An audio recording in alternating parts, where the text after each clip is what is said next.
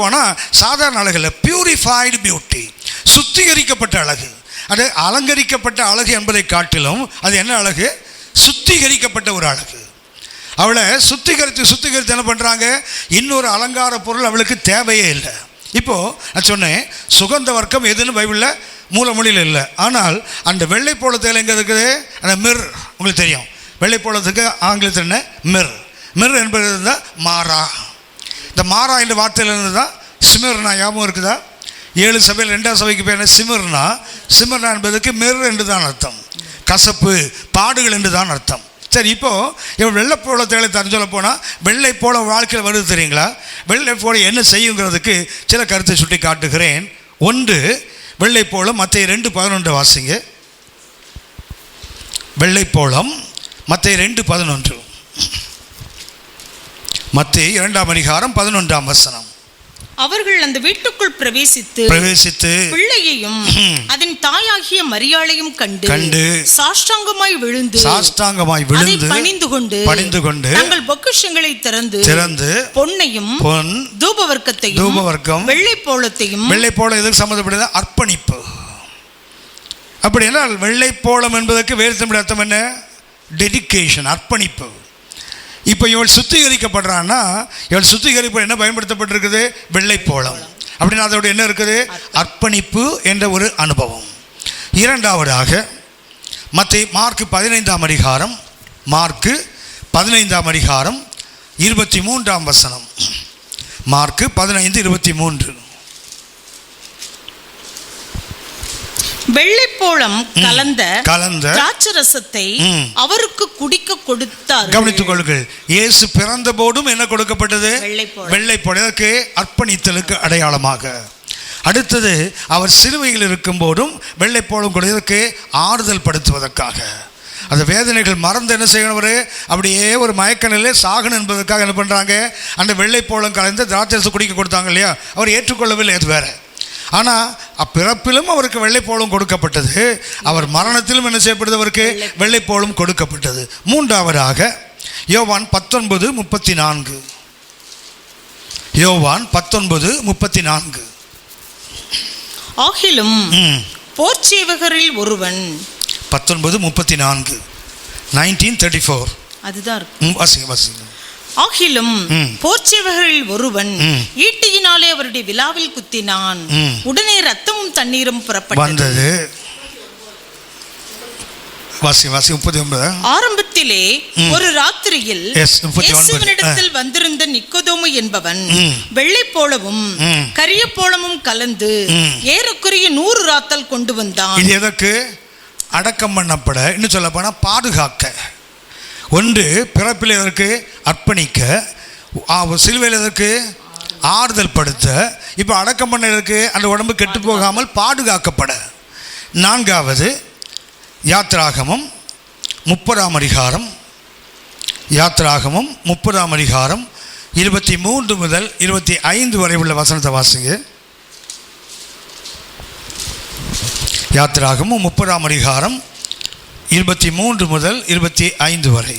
மேன்மையான சுகந்த வர்க்கங்கள் ஆகிய சுத்தமான வெள்ளை போலத்தில் பரிசுத்த ஸ்தலத்தின் சேக்கலின்படி 500 சேக்கல் இடையையும் சுகந்த கருவாப்பட்டையிலே அதில் பாதியாகிய 250 சேக்கல் இடையையும் சுகந்த வசம்பில் 250 சேக்கல் இடையையும் லவங்கப்பட்டையில் 500 சேக்கல் இடையையும் ஒலிவ எண்ணெயில் 1 குடம் எண்ணெயையும் எடுத்து. இது எதற்கு பயன்படுத்தப்படுது? ஆசாரியனை அபிஷேகிப்பதற்காக பயன்படுத்தப்படுகிறது.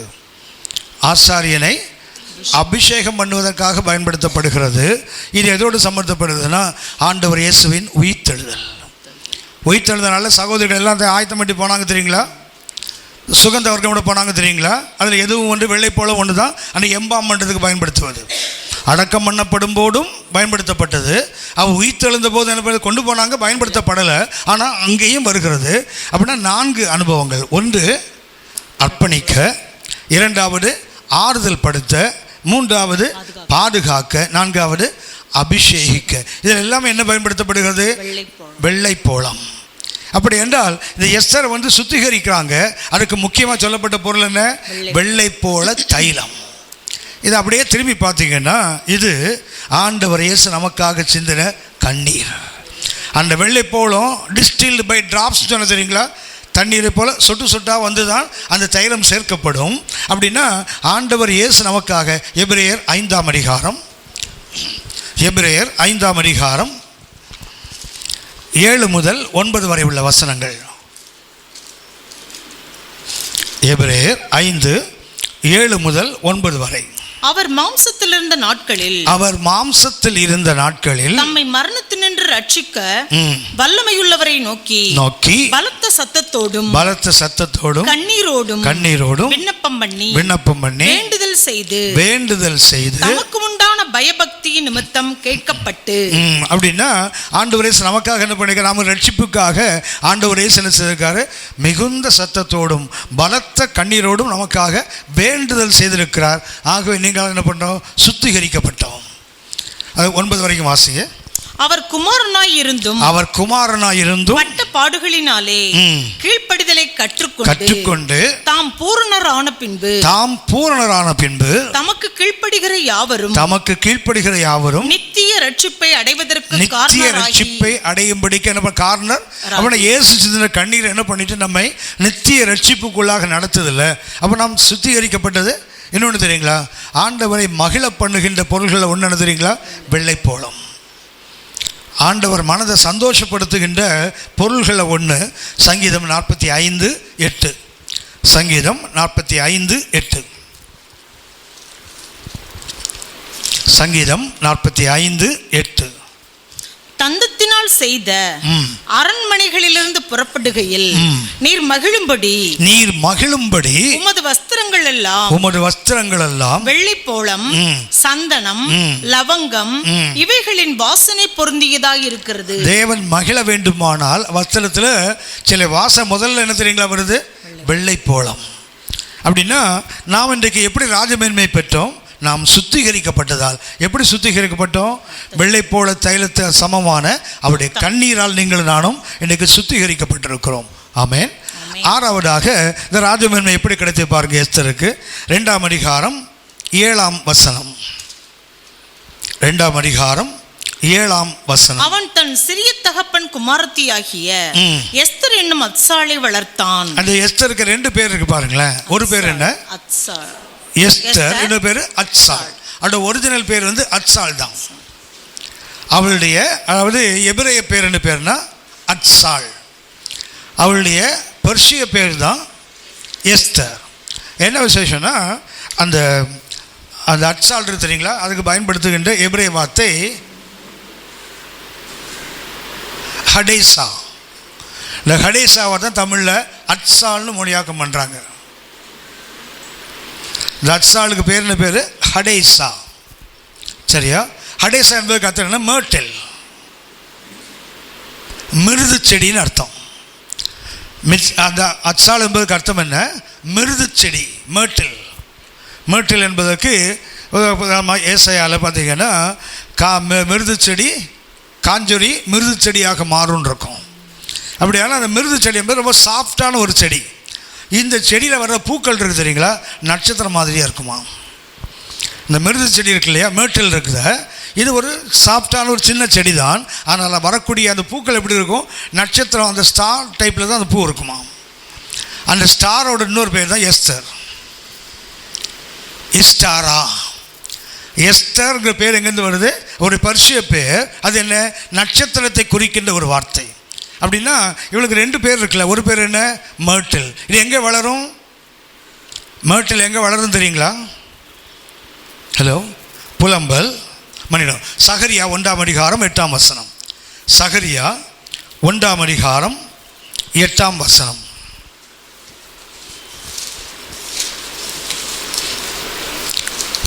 சகரியா 1ஆம் அதிகாரம் 8ஆம் வசனம்.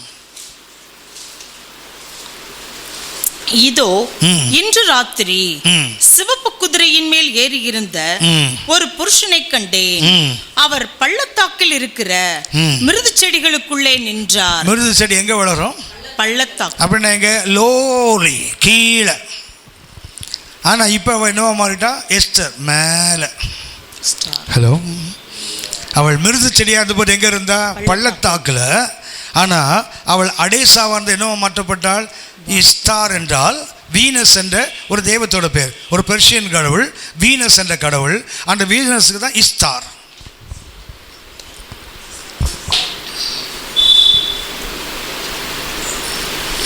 இஸ்தார் இதை தான் பண்ணுற அன்னைக்கு எஸ்தர்னு நம்ம மொழியாக்கம் பண்ணுறோம். எஸ்தார் என்பது நட்சத்திரனுடைய பெயர். வீனஸ் என்ற ஒரு நட்சத்திரத்தின் பெயர். அப்படின்னா இவள் எப்படி அந்த மேன்மை கிடைத்தது? உயர்த்தப்பட்டதால். இவள் எங்கே இருந்தால்? ஒரு பள்ளத்தாக்கில், இங்கே ஒரு லோலி ஸ்டேட். இவள் ஒரு பிரபுக்கள் குலத்தை சார்ந்தவள் அல்ல, ஒரு ராஜகுலத்தை சார்ந்தவள் அல்ல. எங்கே இருந்தால்? ஒரு அடிமை, இன்னும் சொல்லப்போனால் ஒரு அனாதை. ஒரு அனாதை அடிமை. ஆனால் இப்போ என்ன பண்ணுறாவ? உயர்த்தப்படுகிறாள்.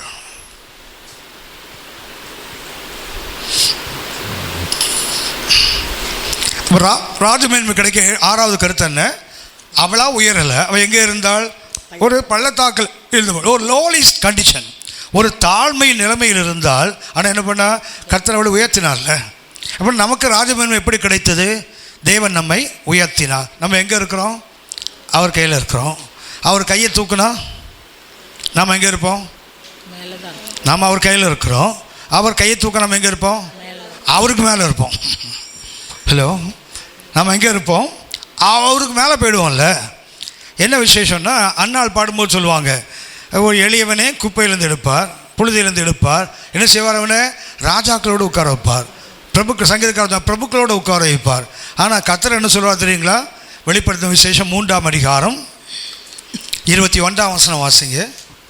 வெளிப்பாடு 3:21.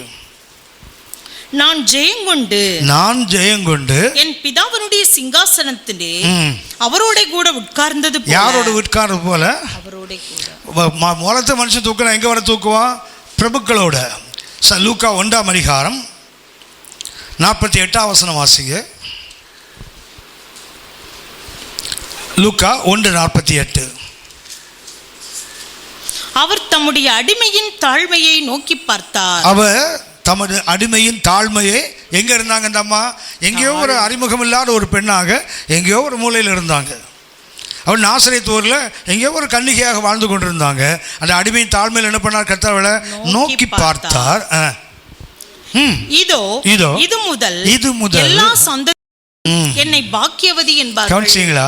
எங்கேயோ அறிமுகம் இல்லாத ஒரு பெண்ணை என்ன பண்றாரு? உயர்த்தி இது முதல் எல்லாரும் என்ன சொல்லுவாங்க? பாக்கியவதி, ஆசீர்வதிக்கப்பட்டவள். உயர்த்த உங்களுக்கு ஞாபகம் இருக்கும்னு நினைக்கிறேன். உலகத்தில் பெண் பேரில் அதிகமாக சொல்லப்படுற பேர் மேரி தான். உலகத்தில் உள்ள பேர்களில் அதிகமாக அந்த ஃபெமினைன் நேமில் நம்பர் 1 என்ன தெரியுங்களா? மேரி. ஆண்களில் உயர்ந்த நேம் எது தெரியுங்களா? ஜான். இந்த பக்கம் மேரி, அந்த பக்கம் ஜான். ஆனால் தான் சில ஜான் மேரின்னே பேர் வச்சுவாங்க. சில மேரி ஜான்றான், சில ஜான் மேரின்றான். இன்னும் ரெண்டே விட்டுறக்கூடாதுல்ல. அது ஆம்பளைன்னா நம்ம தலையை பிச்சுக்கோ, பொம்பளைன்னாலும் பேரை வச்சுக்கோ. ஜான் மேரின்னு ஒரு ஆம்பளை இருக்கிறார். சரி, அவரை மேரி ஜான் சொல்லி ஒரு பொம்பளையும் இருக்கும். எப்படி வேணாலும் இருக்கலாம். நம்ம இப்போ அப்பா பேர் போல், இல்லை கணவன் பேர் போல், அவங்க பேரே அப்படி தான் இருக்கும். கவனித்துக் கொள்ளுங்கள். தாழ்மை எடுக்கிறார் இல்லையா? லூக்கா 1ஆம் அதிகாரம், லூக்கா 1:52 வாசிங்க. பலவான்களை ஆசனங்களிலிருந்து தள்ளி என்ன பண்ணுவாரா? இவனை உயர்த்ததுக்கு என்ன பண்றாரு? பலவான்களை ஆசனத்திலிருந்து தள்ளி தாழ்மையானவர்களை உயர்த்தினார். எங்க? அவன் சிங்காத்துக்கு வச்சிருவார்ல, எங்கே வைப்பாராம்? மரியனை கூட என்ன பண்ணுறாங்க? அன்னாள் பாடினாங்க, பிரபுக்களோட வைப்பாங்க. மரியன் என்ன பண்ணுறாங்க? தூக்கி பலவான்கள் ஆசையில் உட்கார வைப்பார். ஆனால் ஏசு அப்படி சொல்ல, எங்கள் அப்பா சேரில் ஒன்று உட்கார சொல்ல. அப்படின்னா தேவன் நம்ம உயர்த்துகிற தேவன் எந்த அளவுக்கு தெரியுங்களா?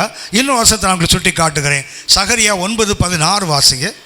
சகரியா 9ஆம் அதிகாரம் 16ஆம் வசனம்.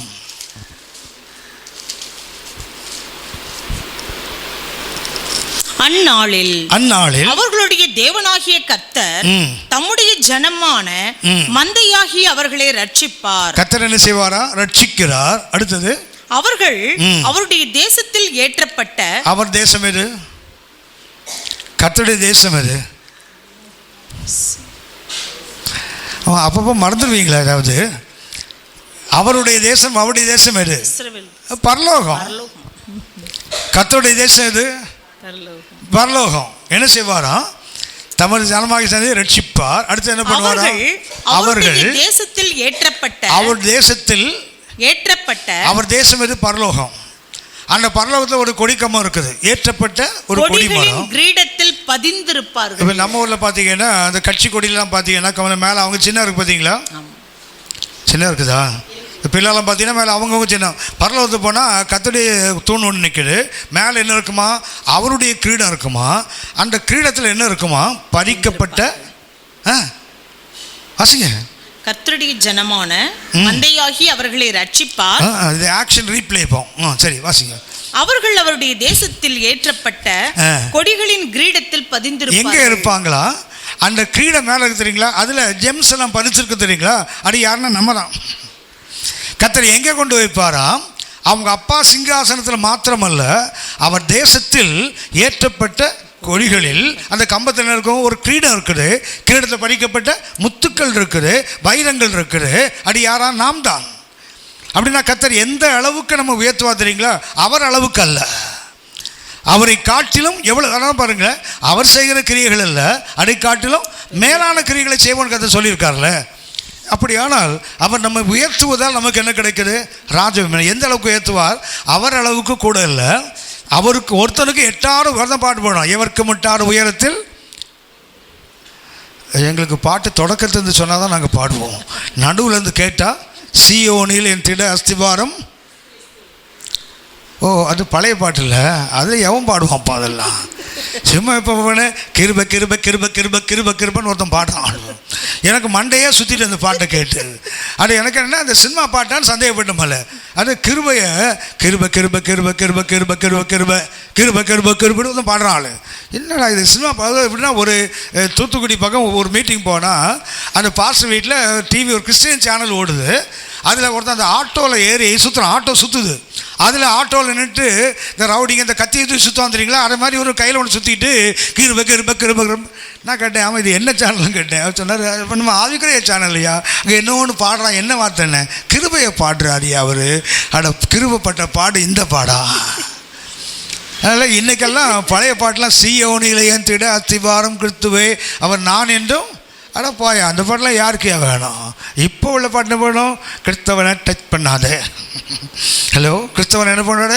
டச் பண்ணாதேன்னு பெரிய கொம்பாடான்னு போடுவான் தலையில் நாள். அப்புறம் கவனித்துக் கொள்ளுங்கள், உங்களுக்கு தெரியும் பைபிளில் சங்கீதத்தை மாத்திரம் படித்து பார்த்தீங்கன்னா 7 முறை புதிய பாடலை பாடினார்கள் இருக்கும், புது பாட்டை பாடினார்கள். 7 முறை சங்கீதத்தில் இருக்குது.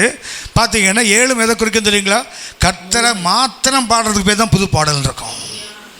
இன்றைக்கி நம்ம வலிகள், நம்முடைய சோகங்கள், நம்முடைய எல்லாத்தையும் நம்ம பாட்டாக பாடுறோம்ல, அது புது பாட்டு. எல்லாம் பழைய பாட்டு, தேஞ்சு போன பாட்டு அதெல்லாம். சரியா? நடக்க முடியலை நாதா அது ஏற்கனவே நடக்க முடியாது, அவன் போடுறான் பாடு. நம்ம என்ன பண்ணோம்? படிக்கட்டு ஏற முடியலை நாரா, ஏற முடியலைன்னு பாடினுப்போம். சரியா? நமக்கு இன்றைக்கி எதுதான் முடியுது? நமக்கு எல்லாம் தான் முடியலை. எதை பாடணும்? கர்த்தரை பாடினால் அது புது பாட்டு. நம்ம வலிகள் நிறைய இருக்குது, சோகங்கள் நிறைய இருக்குது. இதை பாட இதில் மூழ்கி போயிடுவோமே. கர்த்தரை பாடினா என்ன ஆகும்? விடுதலை அங்கேருந்து தானே வரும். கவனித்துக்கொள்ள, கர்த்தரை பாடுகன்னு அந்த பாடல் போயிட்டு. சரி, அவன் என்ன பாடுறாதுங்களா? எவர்க்கும் விட்டாத உயரத்திலே எடுத்தவர். அதுக்கத்த என்ன? எவருக்குன்னா பிசாசு தொடவே முடியாதுன்னு. என் எதிரி தொட முடியாத இடத்துல என்ன பண்ணுவார்? என்ன? சங்கீதம் 27:5 வாசிங்க. சங்கீதம் 27:5 வாசிங்க. சங்கீதம் தீங்கு நாளில் அவர் என்னை தம்முடைய கூடாரத்தில் மறைத்து. எங்க மறைத்து வைப்பாரா? கூடாரம் என்றால் ஆசரிப்பு கூடாரம், அதில் மறைத்து என்னை தமது கூடார மறைவிலே ஒளித்து. அடுத்தது கூடார மறைவு என்றால் மகா பரிசுத்த ஸ்தலம். முதல்ல கூடாரம் என்றால் டோட்டல் அந்த டாபர்நாக்கிள் மொத்தத்தையும். அடுத்து என்ன பண்றாரு? கூடார மறைவு என்பது அந்த பரிசுத்த ஸ்தலத்துக்குள்ள போய் மறைத்து வைத்து என்னை கன்மலையின் மேல் உயர்த்துவார். என்ன பண்ணுவாரா? உடனே மறைத்து வைக்கின்ற ஒரு காலமும் இருக்குது, உயர்த்தி நிறுத்தி வைக்கின்ற நேரமும் இருக்குது. மறைத்து வைத்தார், அப்புறம் என்ன பண்றாரு? உயர்த்தி நிறுத்துகிறார். இப்பொழுது என் தலை என்னை சுற்றிலும் இருக்கிற என் சத்துருக்களுக்கு மேலாக உயர்த்தப்படும். எதுக்கு கர்த்தர் மறைத்து வைத்தார்? நம்ம எதிரிகள் எல்லார் தலைக்கு மேலே உயர்த்தி நம்மை நிறுத்துவதற்குத்தான் கர்த்தர் நம்மை மறைத்து வைத்தார். அதனால் நம்ம ஆண்டவர் விருப்பப்பட்டவர், அவர் உயர்த்துவதால் நமக்கு என்ன கிடைக்கிறது? ராஜமேன்மை. திரும்ப கவனிப்போம். 6 கருத்துக்களை கவனித்திருக்கிறோம். எப்படி எஸ்தருக்கு ராஜமேன்மை கிடைத்தது? 1 நல்ல காலம். இந்த விடிய விடிய கடை உங்களுக்கு தான் இருக்குன்னு நினச்சேன். நான் பரவாயில்ல சொல்லிட்டீங்க. முதல்ல யார் தள்ளப்பட்டா? ஒரு பொட்டு போனவில்லை, ஒரு தன்மானத்துக்காக போராடின ஒரு நல்ல பெண் தான். அந்த வஸ்தி தள்ளப்பட்டதால் இவளுக்கு என்ன கிடைத்தது? ராஜமேன்மை. இரண்டாவது, ஆமென், யார் இருந்தாங்க? ஒரு விடுதலை பெற சம்மரியார் ஒரு மொர்தெகாய் இருந்தான். அவளுக்கு என்ன கிடைத்தது? ராஜமேன்மை. மூன்றாவது என்ன கிடைத்தது? அவளை ஆதரிப்பதுக்கு யார் இருந்தா? ஒரு அண்ணன். அவன் என்ன மாறிட்டான்? அப்பாவா மாறிட்டான். எனக்கு ரொம்ப பிடித்த கருத்து அது. ஆண்டவர் இயேசு எப்படி அண்ணன் அந்த அப்பாவை மாறினார் பாருங்களேன். அந்த எபிரேயர் 2:9-11 படிச்சுன்னா உள்ள அவனை கொழுந்து விட்டு எறியா. ஆஹா, எனக்காக என் ஆண்டவர் எந்த அளவுக்கு. அவனுக்கு ஒரு திருமணம் ஆகியிருந்தால் எஸ்தருக்கு ராஜமேன்மை கிடைச்சிருக்காது. எங்கே ஒரு அனாதைய தெருல சுற்றிட்டு இருந்திருப்பாவ. நான்காவது என்ன? அவள் தேவ கிருபை, தேவ சித்தம். அவளும் போகலை, அவளை அனுப்பி வைக்கப்படவில்லை, அழைத்து கொண்டு போகப்பட்டாள் என்றால் அவள் விரும்பினால விரும்பலையோ கண்டிப்பாக போயே ஆகணும். ஐந்தாவதாக அவள் சுத்திகரிப்பு. அவள் சுத்திகரிக்கப்பட்டதால் அவள் தாய்கள் உருவாக்கும் போதே தேவன் ஒரு நோக்கத்தோடு தான் அவள் உருவாக்குகிறார். பிறப்பிலேயே அவள் ரூபவடிதான். அதுக்கப்புறம் ஒரு வருஷம் என்ன பண்ணுறாங்க? அவங்கள வெள்ளை போல தைலம் சுகந்த வர்க்கத்தை என்ன பண்ணுறாங்களே இன்னும் அழகு கூட்டுகிறார்கள். அப்படின்னா அவள் அழகுபடுத்தப்பட்டதான்னு சொல்லப்போனால் சுத்திகரிக்கப்பட்டதால். எப்படி என்ன சொன்னேன்? பியூர் பியூட்டி அல்லது பியூரிஃபைட் பியூட்டி, அழகுபடுத்தப்பட்ட ஒரு அழகு. சொல்லப்போனால் சுத்தப்படுத்தப்பட்ட ஒரு அழகு. உங்களுக்கு தெரியுமே, வைரம் இல்லை, வைர கற்கள் பார்த்துருக்கீங்களா? வைரத்தில் வைர கற்கள் பார்த்துருக்கீங்களா? நம்ம உப்பு படிகமாக தான் இருக்கும். சாதாரண உப்பு கல்லாக இருந்து எப்படி இருக்கும்? அப்படி தான் இருக்கும். அதை என்ன செய்வாங்களா? இப்படி கட் பண்ணுறாங்களா, பட்டை தீட்டிட்டு அந்த மேல் பகுதி இருக்குது தெரியுங்களா? அதில் 54 கட் பண்ணுவாங்க. அதில் இப்படி இருக்குது தெரியுங்களா? 1 2 இல்லை, 54 முறை அது மேலே அப்படி கட் பண்ணாதான் உள்ள வெளிச்சம் வெளியே வரும். இல்லைன்னா கூழாங்கல் மாதிரி தான் கிடக்கும். சத்தீஸ்கர் பக்கம் பயந்த பக்கம் சொன்னாங்க, இந்த மலையில் வைரம் இருக்கியான்னாங்க.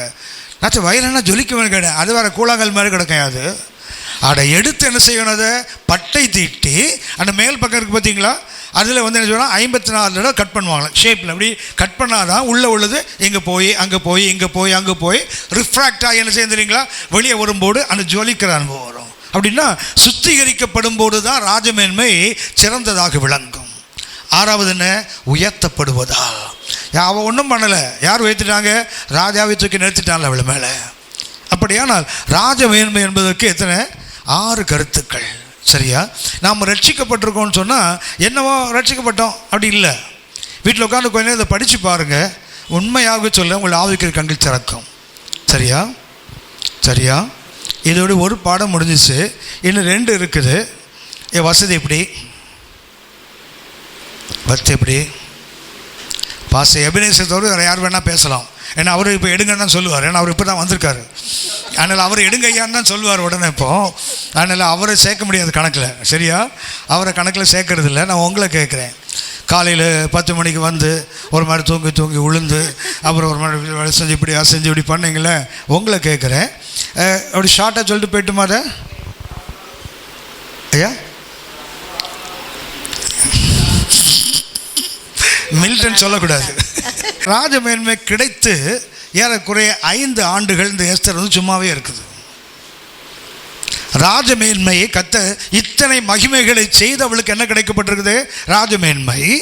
ஆனால் இந்த அம்மா என்ன பண்ணுறா தெரியுங்களா? ராஜமேன்மையை பெற்று 2ஆம் அதிகாரம் எஸ்தர் 2:16-17 வசனங்களை வாசிங்க. எஸ்தர் 2:16-17. அப்படியே எஸ்தர் ராஜாவாகிய அகாஸ்வேரு. என்னம்மா? எஸ்தர் ராஜாவாகிய ராஜாத்தியாகியமா? அப்படியே எஸ்தர் ராஜாவாகிய அப்படி சொல்லுங்க. எனக்கு அப்படியே எஸ்தர் எப்படா ராஜாவா மாறினா? நான் நினைக்கிறது மைக்கு கிட்ட வந்தாலே பிரச்சனை தான் போல இருக்குது. சிஸ்டம் ஏதோ ஓரம் கட்டிட்டாங்க, இந்த ஆள்கிட்ட மாட்டவே கூடாது. நான் அப்படியே எஸ்தர் ராஜாவாகிய அகாஸ்வேரு அரசாளுகிற 7ஆம் வருஷம் தேபேத் மாதமாகிய 10ஆம் மாதத்திலே ராஜாவினிடத்தில் அரண்மனைக்கு அழைத்து கொண்டு எப்ப அவளுக்கு ராஜமேன்மை கிடைத்தது? அகஸ்வேரோட 7ஆம் வருஷத்துல. சரியா? 2:16-17 வாசிக்கிறோம். ராஜா வந்து 7ஆம் வருஷம் ஆட்சியில் தான் வச்சு தள்ளப்படுகிறாள். எஸ்தருக்கு ராஜமேன்மை கிடைக்கிறது. 3ஆம் அதிகாரம் 7ஆம் வசனம் வாசிங்க. ராஜாவாகிய அகாஸ்வேருவின் 12ஆம் வருஷம். எத்தனை வருஷம் நடுவில்? 5 ஆண்டுகள். ராஜமேன்மை பெற்றாச்சு. பெற்று 5 வருஷம் என்ன பண்ணுறா? சுகபோகங்களில் வாழ்ந்து கொண்டிருக்காங்களே தவிர என்ன செய்யணும்னு அவர் செய்யலை. பாருங்க, எதற்கு இந்த ராஜமேன்மை கிடைத்தது? இந்த காலத்துக்கு பிரயோஜனமாக இருக்கும்படி தானே ஒரு ராஜமேன்மை கிடைத்தது. இன்னைக்கு ரட்சிக்கப்பட்ட அநேக வருஷங்கள் ஆயிற்று. எதற்காக ரட்சிக்கப்பட்டோம்? எதற்கு ராஜமேன்மை கொடுக்கப்பட்டது? அதை அறியாமல் என்ன பண்ணுறாங்க? நான் என் வீட்டாரமாக வேண்டாம் கர்த்தரை சேவன் கையை தட்டி பாடிட்டு உட்கார்ந்துருக்கிறான். இதற்காக கர்த்தர் ரட்சித்தார், இதற்காக ராஜமேன்மை கொடுத்தார். இத்தனை அனுபவங்களை கர்த்தர் கொடுத்து ராஜமேன்மையை கொடுத்தது நோக்கம் என்ன? 5 வருஷம் சும்மா உட்கார்ந்துருக்காங்க. பாருங்க, கவனித்துக் கொள்ளுங்கள். ராஜமேன்மையை பெற்றவர்கள் என்ன நோக்கத்தோடு நாம் அதை பெற்றோமோ அதை நாம் சரியாக செயல்படாவிட்டால் கர்த்தர் எதிரியை தானா உருவாக்குவார். நீங்கள் நானும் எதிரிகள் போக வேண்டாம், கர்த்தரை எதிரியை தானாக உருவாக்குவார். அப்போஸ்தலர் நடபடிகள் மாத்திரம் கொஞ்சம் வாசித்து பார்த்தீங்கன்னா 1ஆம் அதிகாரத்திலிருந்து அப்போஸ்தலர் நடபடிகள் 1ஆம் அதிகாரத்திலிருந்து பார்த்தீங்கன்னு சொன்னால் அவர்கள் பெற்ற அந்த அனுபவங்கள் வித்தியாசமாக இருக்கும். அப்போஸ்தலர் நடபடிகள் 1ஆம் அதிகாரம் 2ஆம் அதிகாரம் 1-7 வரை. அப்போஸ்தலர் நடபடிகள் 1-7 வரைக்கும் 2 ஆண்டுகள். அப்போஸ்தலர் நடபடிகள் 1ஆம் அதிகாரம் 7ஆம் அதிகாரம் வரைக்கும் எத்தனை வருஷம்? 2 ஆண்டுகள். 8ஆம் அதிகாரம் முதல் 12ஆம் அதிகாரம் வரை 13 வருஷங்கள். 1-7 வரைக்கும் 2 வருஷம், 8-13 வரைக்கும் 13 இயர்ஸ், 13-28 வரைக்கும் 14 வருஷங்கள். அதாவது அப்போஸ்தலர் 1ஆம் அதிகாரத்திலிருந்து 7 வரைக்கும் அந்த காலகட்டத்தில் பார்த்தீங்கன்னா 2 ஆண்டுகள். அதற்கு அடுத்தது 8 முதல் 12 வரை 13 ஆண்டுகள். அப்படின்னு என்னாச்சு? 15 ஆண்டுகள். அடுத்தது பார்த்தீங்கன்னா 13-28 வரைக்கும் 14 ஆண்டுகள். மொத்தம் எவ்வளவு? 29 ஆண்டுகள். எதுக்கு? அப்போஸ்தலர் 1ஆம் அதிகாரம் 8 ஆண்டு சொன்னார், பரிசுத்த ஆவி வரும்போது நீங்கள் பலனடைந்து எருசலேம், யூதேயா, சமாரியா, பூமியின் எனக்கு சாட்சி அனுப்ப சொன்னா தெரியுங்களா? அதுக்கு எத்தனை ஆண்டுகள் ஆயிருக்குது? 29 ஆண்டுகள் ஆச்சுது. அந்த எருசலேமிலிருந்து ரோம் போய் சேர்ற வரைக்கும், எருசலேமிலிருந்து ரோம் வரைக்கும் கர்த்தர் கொடுத்த அந்த கட்டளை போய் சேருக்கு எத்தனை ஆண்டுகள்? 29 ஆண்டுகளில் உலகத்தின் மையத்திலிருந்து உலகத்தில் 1 கோடிக்கு போயிடுச்சுல்ல. இப்போ இந்தியாவை எடுத்துக்கொள்ளுங்க. நமக்கு சுவிசேஷம் வந்து எத்தனை வருஷம் ஆச்சு? இந்தியாவுக்கு நற்செய்தி வந்து எத்தனை வருஷம் ஆச்சு? 2000 வருஷத்துக்கு மேலே ஆயிடுச்சு. இதுவரைக்கும் நம்ம பக்கத்தில் 15 கிலோமீட்டர் தள்ளி போனீங்கன்னா ஏசு யாரும் தெரியாது. சத்தீஸ்கருக்கும் ஜார்க்கண்டுக்கும் போக வேண்டாம், நம்ம தமிழ்நாட்டில் இருக்கிற ஆள், நாம் இருக்கிற பகுதிகள் இன்றைக்கி அநேகர் இருக்கிறார்கள். அவனுக்கு என்ன தெரியாது? எதற்காக நாங்கள் அபிஷேகம் பற்றி நமக்கு தெரியாது. இன்னைக்கு அவங்க 2 வருஷம் வரைக்கும் சும்மா உட்காந்துருந்தாங்க. 1ஆம் அதிகாரத்தில் கர்த்தர் சொன்னார், 2ஆம் அதிகாரத்தில் பெந்தெகோஸ்தே அனுபவத்தை பெற்றார்கள். 7ஆம் அதிகாரம் வரைக்கும் சும்மா தான் உட்காந்து என்ன பண்ணாங்க? கொடுத்த நோக்கம் என்ன? பரிசுத்த ஆவி வரும்போது நீ கையை தட்டி ட்ரம் அடித்து தலைகளை குதித்து 4 சேரை உடைச்சி கை கால் இருக்கிறது தெரியும். அப்படி தானே போட்டிருக்கு பைபிளில். அதுக்காக கர்த்தர் அபிஷேகத்தை கொடுத்தார். என்ன செய்யணும்? பலன் அடைந்து, என்ன பலன்? தேவ பலன் அடைந்து எருசலேம், யூதேயா முழுவதும், சமாரியாவிலும், பூமியின் கடைசி பரிந்தும் எனக்கு இரத்த சாட்சிகளாக வாழ்வீர்கள். அதான் ஒரிஜினல். அப்போ அபிஷேகம் கொடுத்த நோக்கம் என்ன? எல்லா இடங்களிலும் இரத்த சாட்சியாக வாழ்வதற்கு. வாங்கிட்டு 2 வருஷம் 7 வருஷம் என்ன 2 வருஷம் என்ன பண்ணுறாங்க? சும்மா இருக்கிறாங்க. என்ன பண்ணுறாங்க? வச்சுட்டு கொடுத்த அபிஷேகம் எதற்கு? பந்தி விசாரிக்கிறதுக்கும், சாப்பாடு போடுறதுக்கும், இவன் எங்கே ஒரு ஆளும் உங்கள் ஒரு ஆளும் சண்டை போடுறதும் பயன்பட்டது. கர்த்தர் என்ன பண்ணார்? ஒரு குழப்பத்தை உண்டாக்கினார். பாருங்கள், சேவான் கல்லறிந்து கொல்லப்படுகிறான், சபையில் நெருக்கம் உண்டாயிட்டு 8ஆம் அதிகாரத்தில் தான் சமாரியா ஓடினா. பாருங்க, என்ன நோக்கத்தோடு கர்த்தர் நம்மை ரட்சித்தாரோ அந்த நோக்கத்தை நாம் அறியாமல் வாழ்ந்து கொண்டிருந்தால் என்ன ஆகும் தெரியுங்களா? அந்த நோக்கத்தை நிறைவேற்ற கர்த்தர் ஒரு எதிரியை எழுப்பி விடுவார். அப்படியான மீட்கப்பட்ட எஸ்தர், அவளுக்கு என்ன தெரியலை? பக்கத்தில் ஒரு ஆமான் எதிரி உருவார அவளுக்கு தெரியலை. பாருங்களேன், ஆமானை உருவாக்குனது யார்? கர்த்தர் தான் உருவாக்குகிறார். காரணம் என்ன? அவன் ஒரு சட்டத்தை பிறப்பித்தால் தான் யாருக்கு சூடு வரும்? மொர்தெகாய்க்கு சூடு வரும், எஸ்தருக்கு சூடு வரும். அப்புறம் அவங்க மண்டாடுவார்கள், போராடுவார்கள். ரட்சிக்கப்பட்டவர்கள் நோக்கத்தை அறியாமல் இருந்தால் கர்த்தர் எதிரிகளை தானே எழுப்புவார். இதை ஒரு காலம் நீங்கள் நானும் மறந்து போகவே கூடாது. ஆதியாகமம் 4ஆம் அதிகாரம் 8ஆம் வசனத்தை பார்த்தீங்கன்னா, ஆதியாகமம் 4ஆம் அதிகாரம் 8ஆம் வசனத்தில் ஆபேல் கர்த்தரை ஆராதித்தான் 4 நாளில். கர்த்தர் ஆபேலையும் அவன் காணிக்கையையும் அங்கீகரித்தார். ஆபேல் என்ன பண்ணிட்டாரு? ரொம்ப சந்தோஷமா என் ஆராதனையை கர்த்தர் ஏற்றுக்கொண்டார், நான் சூப்பராக ஆராதிக்கிறேன் அல்லவா. என்ன ஆச்சுது? பக்கத்தில் ஒரு காயின் உருவானான அவன் தெரியாமல் போயிட்டான்ல. 4:8 பார்த்தீங்கன்னா காயின் ஆபேலோடு பேசினான், வயல்வெளியில் இருக்கும்போது அவன் எழும்பி அவனை கொண்டுட்டான்ல. அப்படியானால் நீங்கள் நானும் இதை மிக தெளிவாக புரிந்து கொள்ள வேண்டும். என்ன நோக்கத்தோடு கர்த்தர் நம்மை தெரிந்து கொண்டாரோ, எதற்கு இந்த ராஜமேன்மையை கொடுத்தாரோ, அதை நாம் சரியாக செயல்படுத்தாவிட்டால் எதிரி தானாக எழும்புவான். யாத்திராகமம் 1ஆம் அதிகாரம் 7ஆம் வசனத்தை பார்த்தீங்கன்னா, யூதர்கள் பெருகுகிறார்கள், யூதர்கள் எண்ணிக்கை மிகவும் பெருகுகிறது. 75 பேர் போனாங்க, அநேக லட்சங்களாக மாறிவிட்டார்கள். மாறினோன்னு 11ஆம் வசனத்தை வாசித்து பார்த்தீங்கன்னா, யோசேப்பை அறியாத ஒரு பார்வோன் எழும்புறான் பாருங்க. அப்படியானால் எதற்காக கர்த்தர் உன்னை பெருக வைத்தாரோ அந்த நோக்கத்தை நீ அறிய வேண்டும். அதை விட்டு என்ன பண்ண? கர்த்தர் என்னை பெருக வைத்தார் அகமகிழ்வாயா? என்ன ஆகும்? கர்த்தர் ஒருத்தனை எழுப்பினார்ல. நியாயாதிபதிகள் 13லேருந்து 16 வரைக்கும் வாசித்து பார்த்தீங்கன்னா, சிம்சோன் அநேக பலத்த செயல்கள் செய்கிறான் தெரியுங்களா. ஆனால் பக்கத்தில் ஒரு தொழிலாளின் மடி இருந்ததை அவன் கவனிக்கவே இல்லைல்ல.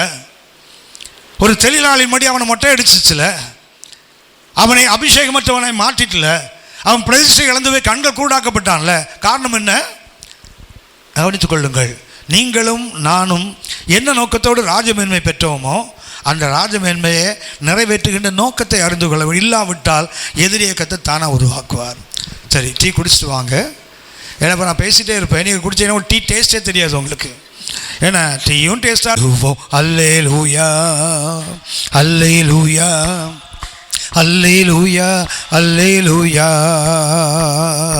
அவரே என் கண்மலையும் ரட்சிப்பும் ஆனவரே, அவரே என் கண்மலையும் ரட்சிப்பும் ஆனவரே, பாடிடுவோம் அல்லேலூயா அல்லேலூயா அல்லேலூயா அல்லேலூயா, பாடிடுவோம் அல்லேலூயா அல்லேலூயா. எத்தனை வருஷம்? 5 ஆண்டுகள். இந்த 5 ஆண்டுகளுக்கு அப்புறம் பார்த்தீங்கன்னா கர்த்தர் ஆமானை எழுப்புகிறார். 3ஆம் அதிகாரம் 1ஆம் வசனத்தை வாசித்து பார்த்தீங்கன்னா, அந்த அதே அகஸ்வேரு, எந்த அகஸ்வேரு எஸ்தரை உயர்த்தி வைத்தானோ அதே அகஸ்வேரு என்ன பண்ணுறான்? இப்போது யூதர்களுடைய எதிரியாகிய ஆமானையும் உயர்த்தி வைக்கிறான். அப்போது தேவன் நம்மை உயர்த்தின நோக்கத்தை நாம் அறியாமல், ராஜமேன்மையை பெற்றதை நாம் அறியாமல் போவோமானால் என்ன ஆகும் அப்படின்னா, ஒரு எதிரியை தேவனே உருவாக்குவார். அவன் உருவாகல நாம் என்ன செய்ய மாட்டோம்?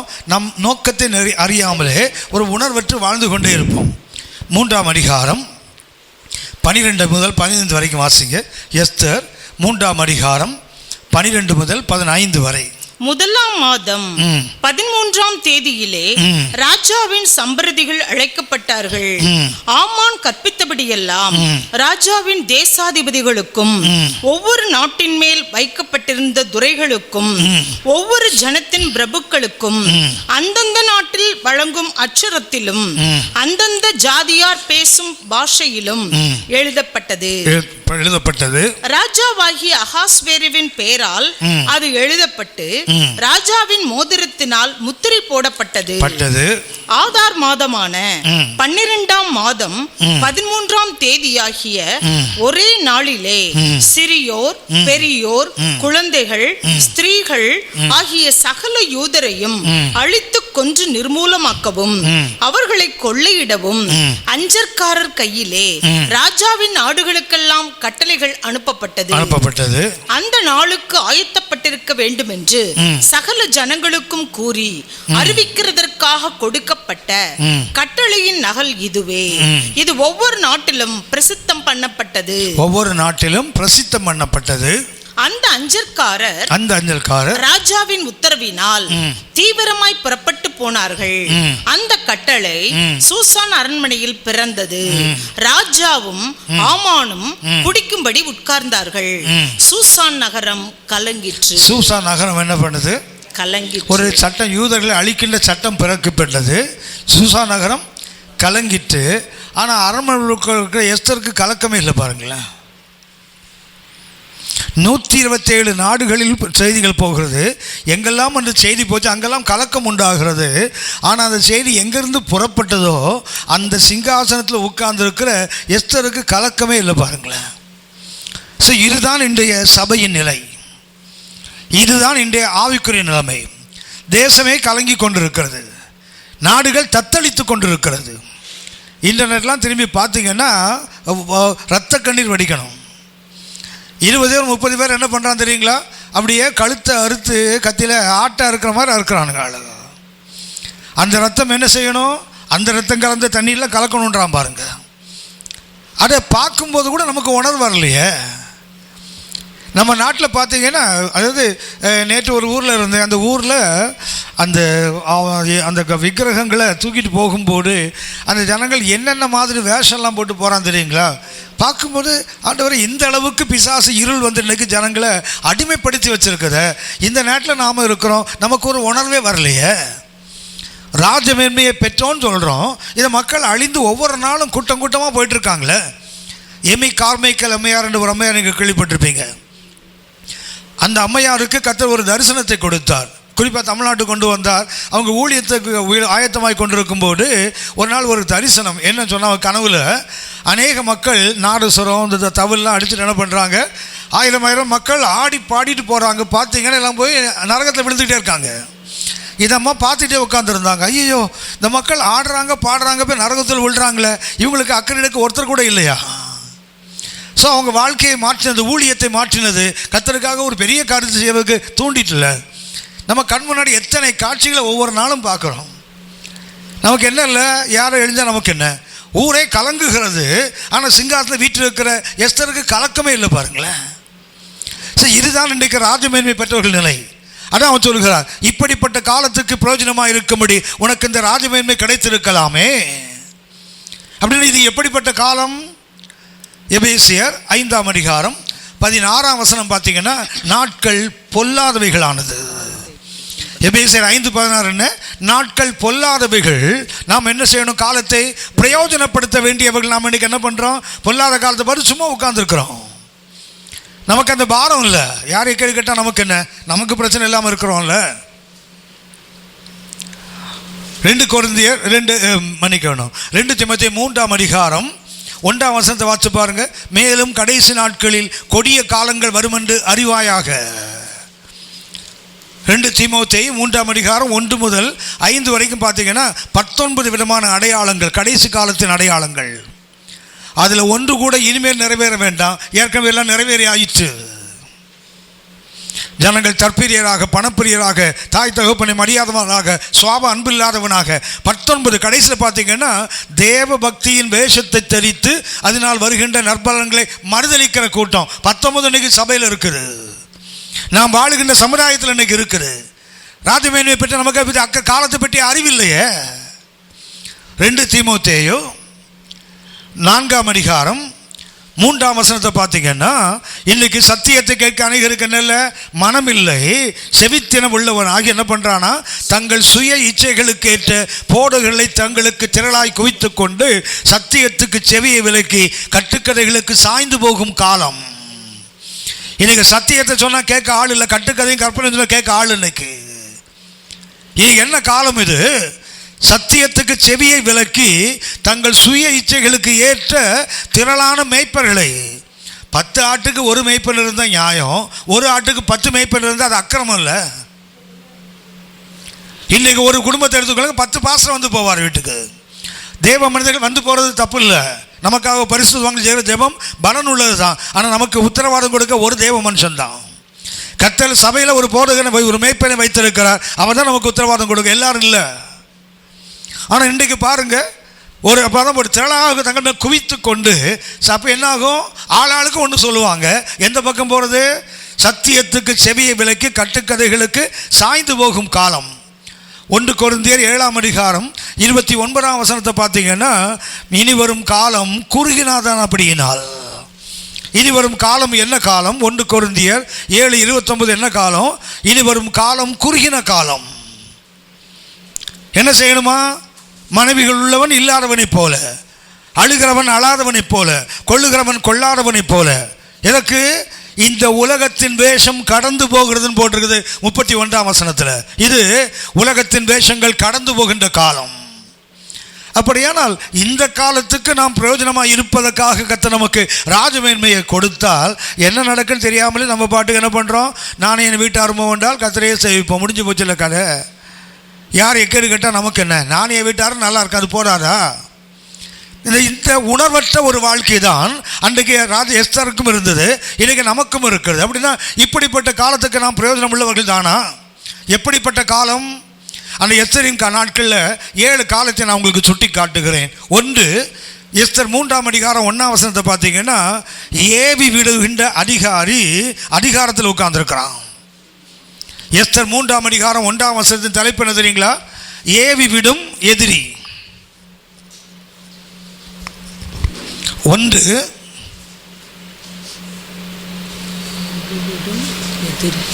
ஏவி விடும் எதிரி எங்க இருக்கிறான்?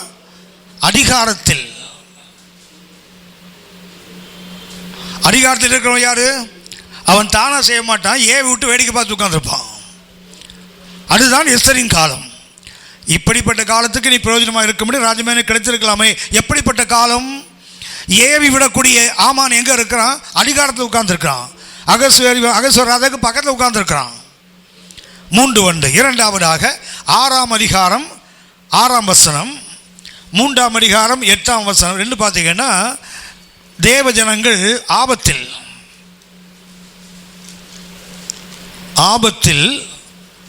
தேவ ஜனம். 3ஆம் அதிகாரம் எஸ்தர் 3ஆம் அதிகாரம் 8ஆம் வசனம், 6ஆம் அதிகாரம் 6ஆம் வசனம் பார்த்தீங்கன்னா எல்லாமே all the juice in danger. ஏன் அப்படி இருக்கிறாங்க? அவன் சொல்கிறான், உன் தேசத்தில் வித்தியாசமான ஒரு கூட்டம் இருக்குது. அவங்க உலகத்து மனுஷனை போல் என்ன செய்வதில்லை, மற்ற மக்களை போல இருப்பதில்லை. அவங்கள வித்தியாசமான ஆள். எனக்கு ரொம்ப வேண்டிய ஒருத்தர் சொல்லுவார், பா அவர் ஹிந்து, எங்களுக்கும் கேத்தலிக்கும் பிரச்சனை இல்லைப்பா, நாங்களாம் ஒரே மாதிரியே இருப்போம், ஆனால் நீங்களாம் தீவிரவாதிங்க, உங்களுக்கு எங்களுக்கு தான் பிரச்சனை. அப்படி ஏன் தெரியுங்களா? அவங்களுடைய வழக்கங்கள் வித்தியாசமாக இல்லை, நம்மளோட அவனுக்கு வித்தியாசமாக இருக்குல்ல.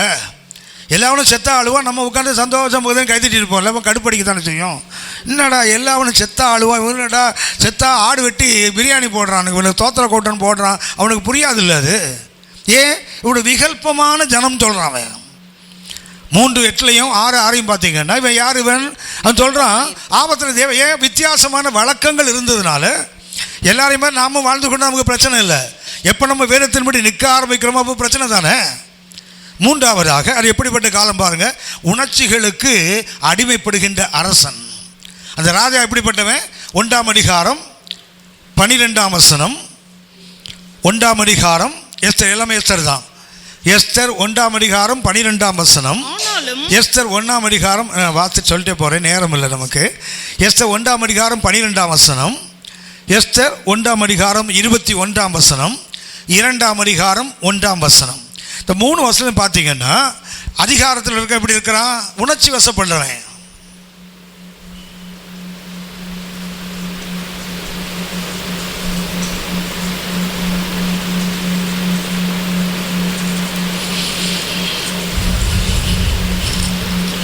நான்காவதாக அந்த காலம் என்ன காலம் பாருங்க, 3ஆம் அதிகாரம் எஸ்தர் 3ஆம் அதிகாரம் 13 முதல் 15 வரைக்கும் பார்த்தீங்கன்னா வேகமாக செல்லும் அழிவின் செய்தி.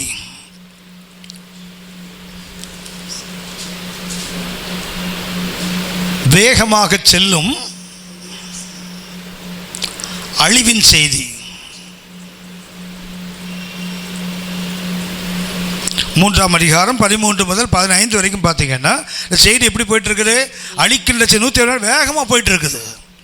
5ஆவதாக 4ஆம் அதிகாரம் 1-2, 4ஆம் அதிகாரம் எஸ்தர் 4ஆம் அதிகாரம் 1-2 வசனத்தை பார்த்தீங்கன்னா உடைந்து கதறும் தலைவன். மொர்தெகாய் அழுகிறான்.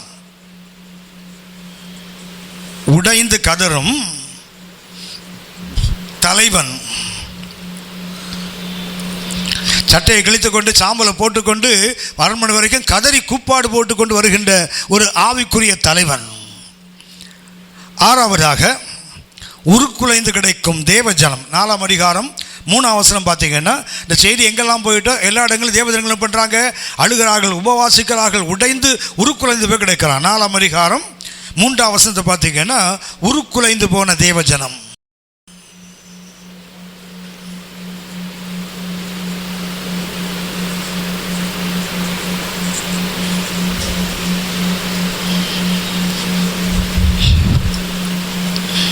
ஏழாவதாக 4ஆம் அதிகாரம் 11ஆம் வசனம், 4:11, மாற்ற முடியாத சட்டம்.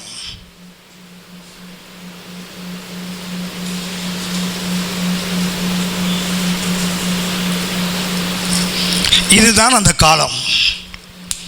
இதைத்தான் கோத்திகா சொல்கிறார். இப்படிப்பட்ட காலத்துக்கு பிரயோஜனமாக இருக்கும்படி உனக்கு இந்த ராஜமேன்மை கிடைத்திருக்கலாமே. யோசித்து பாருங்க, அப்படியே இன்றைக்கு நம்ம நாட்டுக்கு பிறந்தோம். அவ்வளவும் ஒன்றாவது படித்து பாருங்க. ஏவி விட்டுட்டு வாயை திறக்காமல் உட்கார்ந்துருக்கிற ஆசாமி தான் இன்றைக்கி இருக்கான் ஆட்சியில். எவனையாவது தூண்டி விட்டு என்ன பண்ணுவான் தெரியுங்களா? பேச்சு மூச்சு இல்லாமல் உட்காந்துருப்பான். இது இன்றைக்கு அப்படியே நடக்குது. இரண்டாவது பாருங்க, ஆபத்தில் இருக்க தேவஜனங்கள். டெல்லியில் 2 சபையை உடைச்சிட்டாங்க. உடைத்த பிறகு போலீஸ் சபை கம்ப்ளைண்ட் கொடுத்தா போலீஸ்க்கு ஒரு ஸ்டேஷனில் கேட்குறான், சும்மா ஒரு 4 செவரை வச்சு ஒரு மேலே சீலிங்கி போட்டு அதுக்கு பேர் சர்ச்சா? போங்கய்யா.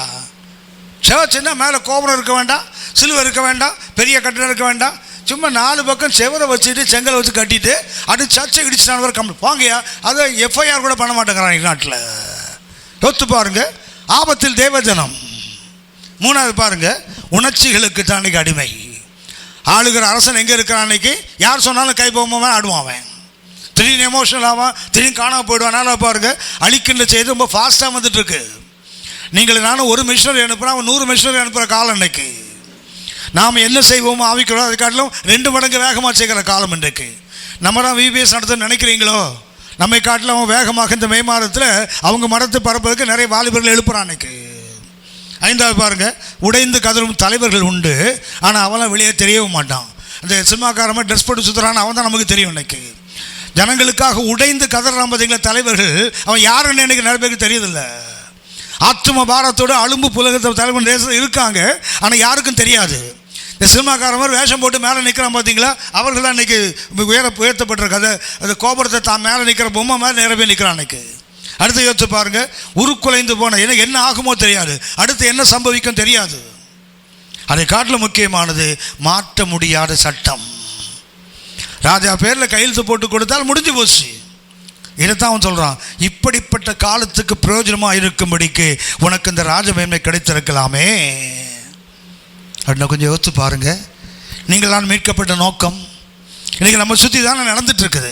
இது என்றைக்கோ இல்லை, கவனித்துக் கொள்ளுங்கள். இது ஆண்டவர் பிறப்பதற்கு ஒரு 521 சொன்னேன் உங்களுக்கு நான், எஸ்தரின் காலம். அப்படின்னா இயேசு இன்றைக்கி நமக்கு ஒரு 2500 ஆண்டுகளுக்கு முன்னாடி அல்ல, இன்றைய நிகழ்ச்சி இது.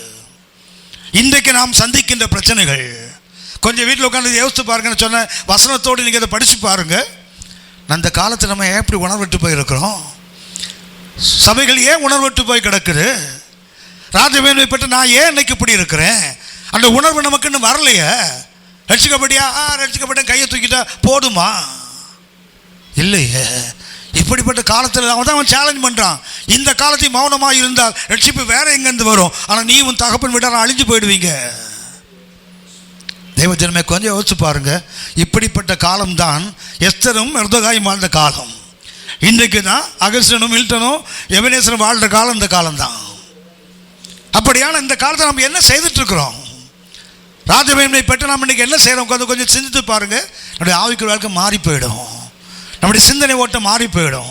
நம்ம இன்றைக்கு ஆவிக்குரிய வாழ்க்கைன்னா ஒரு சொகுசான வாழ்க்கை நினச்சிட்டு இருக்கோம்ல. கிறிஸ்தவர்கள் ஆவிக்குரியவர்களாக ட்ரிம்மாக ட்ரெஸ் பண்ணுவாங்கய்யா, நீட்டாக சாப்பிடுவாங்கய்யா, ரொம்ப ஜென்டலாக நடந்துப்பாங்கய்யா, வீட்டில் ஆள் சட்டை போடுதோ இல்லையோ ஜன்னலுக்கு கருவுகளாம் அந்த கேட்டன் தொங்க விடுவாங்கய்யா. இதுதானே கிறிஸ்தவ வாழ்க்கை. என்னுடைய நண்பர் ஒருத்தர் நான் ஒர்க் பண்ணும்போது என் கூட எனக்கு மூத்தவர், அவர் ஒரு ஹிந்துவாக இருந்தவர். அவர் சொல்லுவார் அடிக்கடி, அகஸ்டின் நான் கமலில் ஊழியம் செய்ய ஆரம்பித்த போது சொல்லுவார், நான் கூட ஒரு காலத்தில் கிறிஸ்தவனாக மாறணும்னு ஆசைப்பட்டேன். ஏன்னா அவர் சென்னையில் புரஷவாக்கம்னு ஒரு ஏரியா இருக்குது. அதாவது சென்னையிலே அதிகமான கிறிஸ்தவ வாழ்கிற பகுதி அங்கே தான். அங்கே அவர் இருந்தார். அது சொன்னார், எனக்கும் சின்ன வயசில் ஒரு ஆசை இருந்தது, ஆனால் அப்புறம் அதை விட்டு போச்சுது. நான் கேட்டேன், அப்போவே மாறிக்கலாமா சார் அப்படின்னு. இல்லை ஏன் நான் மாறினேன்னு அது காரணம் கேளேன். நான் சொன்னேன், ஏன்னு கேட்டேன். சண்டே ஆனால் அங்கே நிறைய ஆங்கிலோ இண்டியன்ஸ் இருப்பாங்க. இப்போ என்ன பண்ணுவாங்கன்னா எல்லாம் ட்ரிம்மாக ட்ரெஸ் பண்ணிவிட்டு டையெல்லாம் கட்டிட்டு சூட்லாம் மாட்டிட்டு சர்ச் போவாங்க. இது இவருக்கு ரொம்ப நாள் ஆசையாக அவருக்கு. நம்மளும் கிறிஸ்தவனாகிட்டு என்ன பண்ணலாம். அப்போ அந்த சூடு போடுற கிறிஸ்தவன் மாறல பாருங்களேன். அவன் சூட்டு போட்டால் இப்போலாம் சூடு போடணும். அவனுக்கு அந்த சூடு போடுற புத்தி தானே அவன் கிறிஸ்தவனாக மாறணும் நினைக்கு. கிறிஸ்தவனா இப்படி தான் இருப்பான், உலகம் நினைக்குது இல்லை.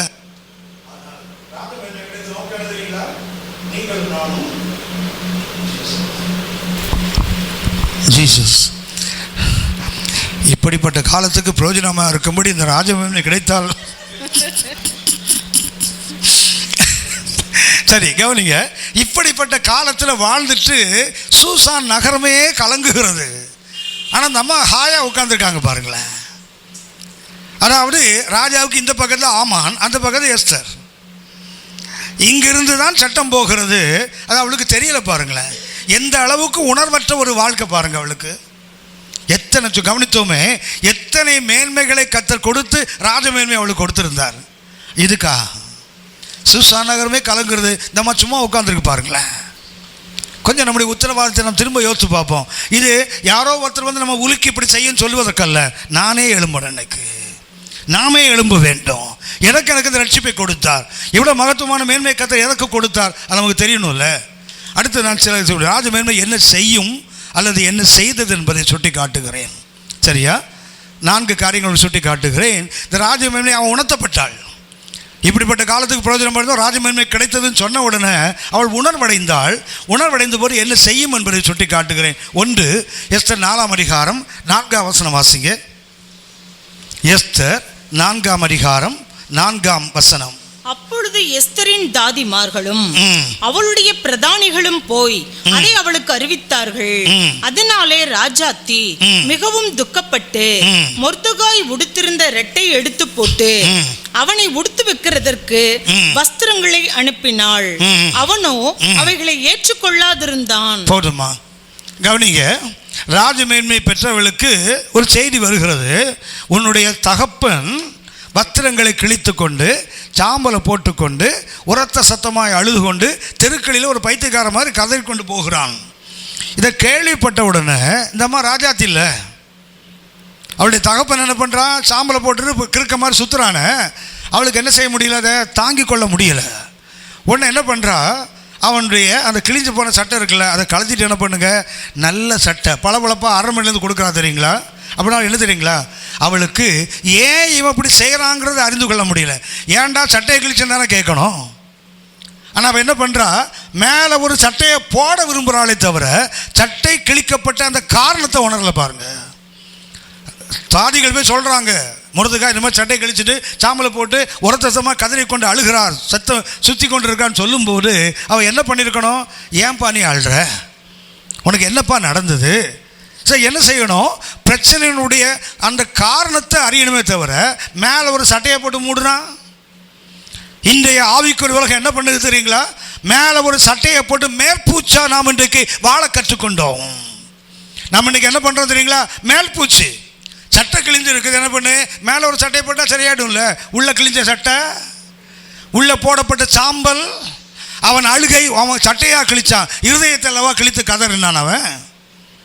அப்படி என்றால் ஒரு ராஜமேன்மை என்ன பண்ணு தெரியுங்களா, பிரச்சனையை அறிந்து கொள்ளும். No the problem. என்ன செய்யும், முதல்ல பிரச்சனையை அறிந்து கொள்ள வேண்டும். No the problem. எதற்கு மொர்தெகாய் கதறுகிறான், ஏன் சட்டையை கிழிச்சான், அந்த காரணத்தை அறிய வேண்டுமே தவிர என்ன பண்ணக்கூடாது, சட்டை கொடுக்கக்கூடாது. துக்கம் ஏன் என்று அறியணும்ல. இன்னைக்கு நாம் என்ன பண்ணுவோம் தெரியுங்களா, சட்டை கொடுப்போம், சாப்பாடு கொடுப்போம், படிக்கிறது 4 நோட்டை வாங்கி கொடுப்போம், 4 பெண்ணை வாங்கி கொடுப்போம், கொஞ்சம் பேருக்கு ஃபீஸ் கட்டுவோம். ஆனால் இதெல்லாம் என்ன, மேல் பூச்சு. அடியில் வேர் வரைக்குள்ள பிரச்சனை போயிருக்குது. அந்த காரணத்தை நாம் அறிய விரும்பலை. மாற என்ன பண்ணுறோம், மேல் பூச்சா எதை ஒன்று போட்டு பூசி என்ன பண்ணோம். உங்களுக்கு தெரியுமே, இந்த ஸ்கூல்லலாம் இந்த இன்ஸ்பெக்ஷனுக்கு வருவாங்கல்ல, ஸ்கூல் இன்ஸ்பெக்டர் வரும்போது என்ன பண்ணுவோம் தெரியுங்களா, நல்ல படிக்காத பசங்க நோட்டெலாம் கீழே இருக்கும், நல்ல படிக்கிறவங்க நோட்டெலாம் மேலே இருக்கும் தெரியுங்களா. அவர் என்ன பண்ணுவார், கீழே இருந்து உருவி எடுப்பார் பாருங்க. அவனை ஹலோ, அவன் என்ன பண்ணான், நம்ம மேலே வச்சு அவனை ஏமாற்ற ட்ரை பண்ணுவான். அவர் என்ன பண்ண, இன்ஸ்பெக்டர் ஆஃப் ஸ்கூல் கீழே ஒன்று உருவி எடுப்பார்ல. அவர் ஒரு வாத்தியாராக இருந்து அப்புறம் ஊழியக்காரர் மாறினவர். அவர் ஒரு முறை ஒரு அரசு பள்ளியில் வேலை செய்தார். அன்றைக்கி இன்ஸ்பெக்டர் வராருன்னு சொன்னோடனே எல்லாம் பரபரப்பாக ஸ்கூல்லாம் பண்ணும்போது, ஸ்கூலில் அந்த ரூமில் மூலையில் தண்ணி பானை இருக்கணும்ல, ஹலோ பிள்ளைகளுக்கு தண்ணி இருக்கணும்ல. என்ன பண்ணான்னா தண்ணி அங்கே இல்லை, பானை மாத்திரம் இருக்குது. திரும்பி பார்த்தா வெறும் பானை. ஒரு பையனை கூப்பிட்டா, டேய் ஓடு போய் தண்ணி எடுத்து வாடா. அவன் என்ன பண்ணான்னா நேராக தண்ணி எடுக்க ஓடினான். தண்ணி எடுத்து வரும்போது சட்டை நனைஞ்சிடும்ல, தலையில் வச்சு கொண்டு வரான் பானையை. அது ததும்பும்போது நனைஞ்சிடும்ல, சட்டையை கழிச்சு என்ன பண்ணால் இடுப்பில் கட்டிக்கிட்டு என்ன பண்ணால் அந்த தலையில் வச்சு கொண்டு வரான். வந்து பானையை மூளை வச்சு திரும்பினா இன்ஸ்பெக்டர் ஸ்கூலில் வந்துட்டார் ரூமுக்குள்ளே. பையன் எப்படி நிற்கிறான், சட்டை இல்லாமல் நிற்கிறான். உடனே ஆசிரியர் சமயோஜித புத்தி இல்லை, என்ன பண்ணார்னா இந்த பையன் கையை பிடிச்சி தூக்கிட்டார். மாணவர்களே இதுக்கு பேர் தான் விழா எலும்புன்னு பாடம் எடுக்க ஆரம்பிச்சிட்டார். இன்ஸ்பெக்டர் ஸ்கூல் மிரண்டே போயிட்டார். ஆஹா, இப்படி கூட சமாளிக்க முடியுமாடா, இதுதான் விழா எலும்பு அப்படின்னு அவன் சட்டை இல்லாமல் கையை தூக்கி இப்படிதான் விழா காண ஆரம்பிச்சிட்டாரான். இன்ஸ்பெக்டர் தெரிஞ்சு போச்சு நம்மளை சமாளிக்கிறான், ஏமாத்துறான்டா அப்படின்னு. கவனித்துக் கொள்ளுங்கள், மேற்பூச்சாகத்தான் நம்ம இன்றைக்கி என்ன பண்ணுறோம் தெரியுங்களா, காரியங்களை பூசி முழுக்க பார்க்குறோமே தவிர அதை ஏன் சரிப்படுத்தணும்னு தோணலை. ராஜமேன்மை என்ன பண்ணும் தெரியுங்களா, சட்டையை கொடுக்காது துக்கத்தின் காரணத்தை அறிந்து கொண்டிருக்கும். ஆனால் யோசித்து பாருங்க, இந்த மருதுக்காக என்ன பண்ண தெரியுங்களா, அவன் அதை ஏற்றுக்கொள்ளவில்லை. லூக்கா 19ஆம் அதிகாரம், லூக்கா 19ஆம் அதிகாரம் 41ஆம் வசனம் வாசிங்க. லூக்கா 19:41. அவர் சமீபமாய் வந்தபோது நகரத்தை பார்த்து அதற்காக கண்ணீர் விட்டு அழுது, உனக்கு கிடைத்த இந்த நாளில் ஆகிலும். ஆண்டவராக இயேசு எருசலேம் நகரத்துக்கு கிட்ட வருகிறார், நகரத்தை பார்க்கிறார், அதற்காக கண்ணீர் விட்டு அழுதுன்னு போட்டிருக்கு தெரியுங்களா. யோவான் 11:35 பார்த்தீங்கன்னா இயேசு கண்ணீர் விட்டார், இயேசு கண்ணீர் விட்டார். ஆனால் இங்கே என்ன போட்டிருக்குது, கண்ணீர் விட்டு அழுதுன்னு போட்டிருக்கல. ரெண்டு ஒன்றா வேறு வேற. அங்கே கண்ணீர் விட்டார். யோவான் லாசரு கல்லறையில் போய் என்ன பண்ணாரு, கண்ணீர் விட்டார். இங்கே என்ன போட்டிருக்குது, கண்ணீர் அழுது. எனக்கு வித்தியாசம் இருக்கா, ரெண்டு ஒன்று தானா ஐயா? எது அழுதார்னா, கண்ணீர் விட்டார்னா கண்ணீர் மாத்திரம் வருது.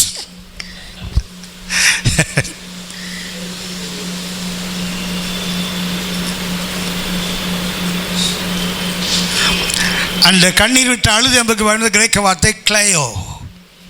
கிளையோ என்றால் அண்ணன் சொன்ன மாதிரி கூப்பாடு போட்டு அழுறது. எப்படி அழுறாரு, எருசலேம் கிட்ட வராரு, நகரத்தை பார்த்தார். எப்படி எழுதா தெரியுங்களா, எருசலேமே உனக்கு கிடைத்த இந்த உன்னுடைய நாளில் ஆகிலும் உன் சமாதானத்துக்கு ஏற்றவைகளை நீ அறிந்திருந்தாயானால் இருக்குமே, ஆனால் இப்பொழுதோ உன் கண்களுக்கு மறைவாய். அதாவது புலம்பி கூப்பாடு போட்டு அழுறது. ஆனால் டாக்ரு என்பது யோவான் 11:35, ஜீசஸ் வெப்ட். போய் என்ன பண்ணுறாரு, கலர் மாதிரி நிற்கிறாரு, எல்லாரும் அழுறாங்க. அதை பார்த்தோன்னே இயேசுவும் கலங்கி என்ன பண்ணார், கண்ணீர் வந்தது, லாசருவே ஏண்டா செத்து போயிட்டேன்னு கொப்பாரி வைக்கல. அப்படின்னா எருசலேமை பார்த்து அவர் கண்ணீர் விட்டு கதறி எழுதார்ல. ஊருக்கு பேர் என்ன பேர், எருசலேம். எருசலேம் என்றால் அர்த்தம் என்ன, சமாதானத்தை அஸ்திபாரமே கொண்ட நகரம். ஆனால் அந்த ஊருக்கு தான் சமாதானம் இல்லைன்னு இயேசு அழுறாரு.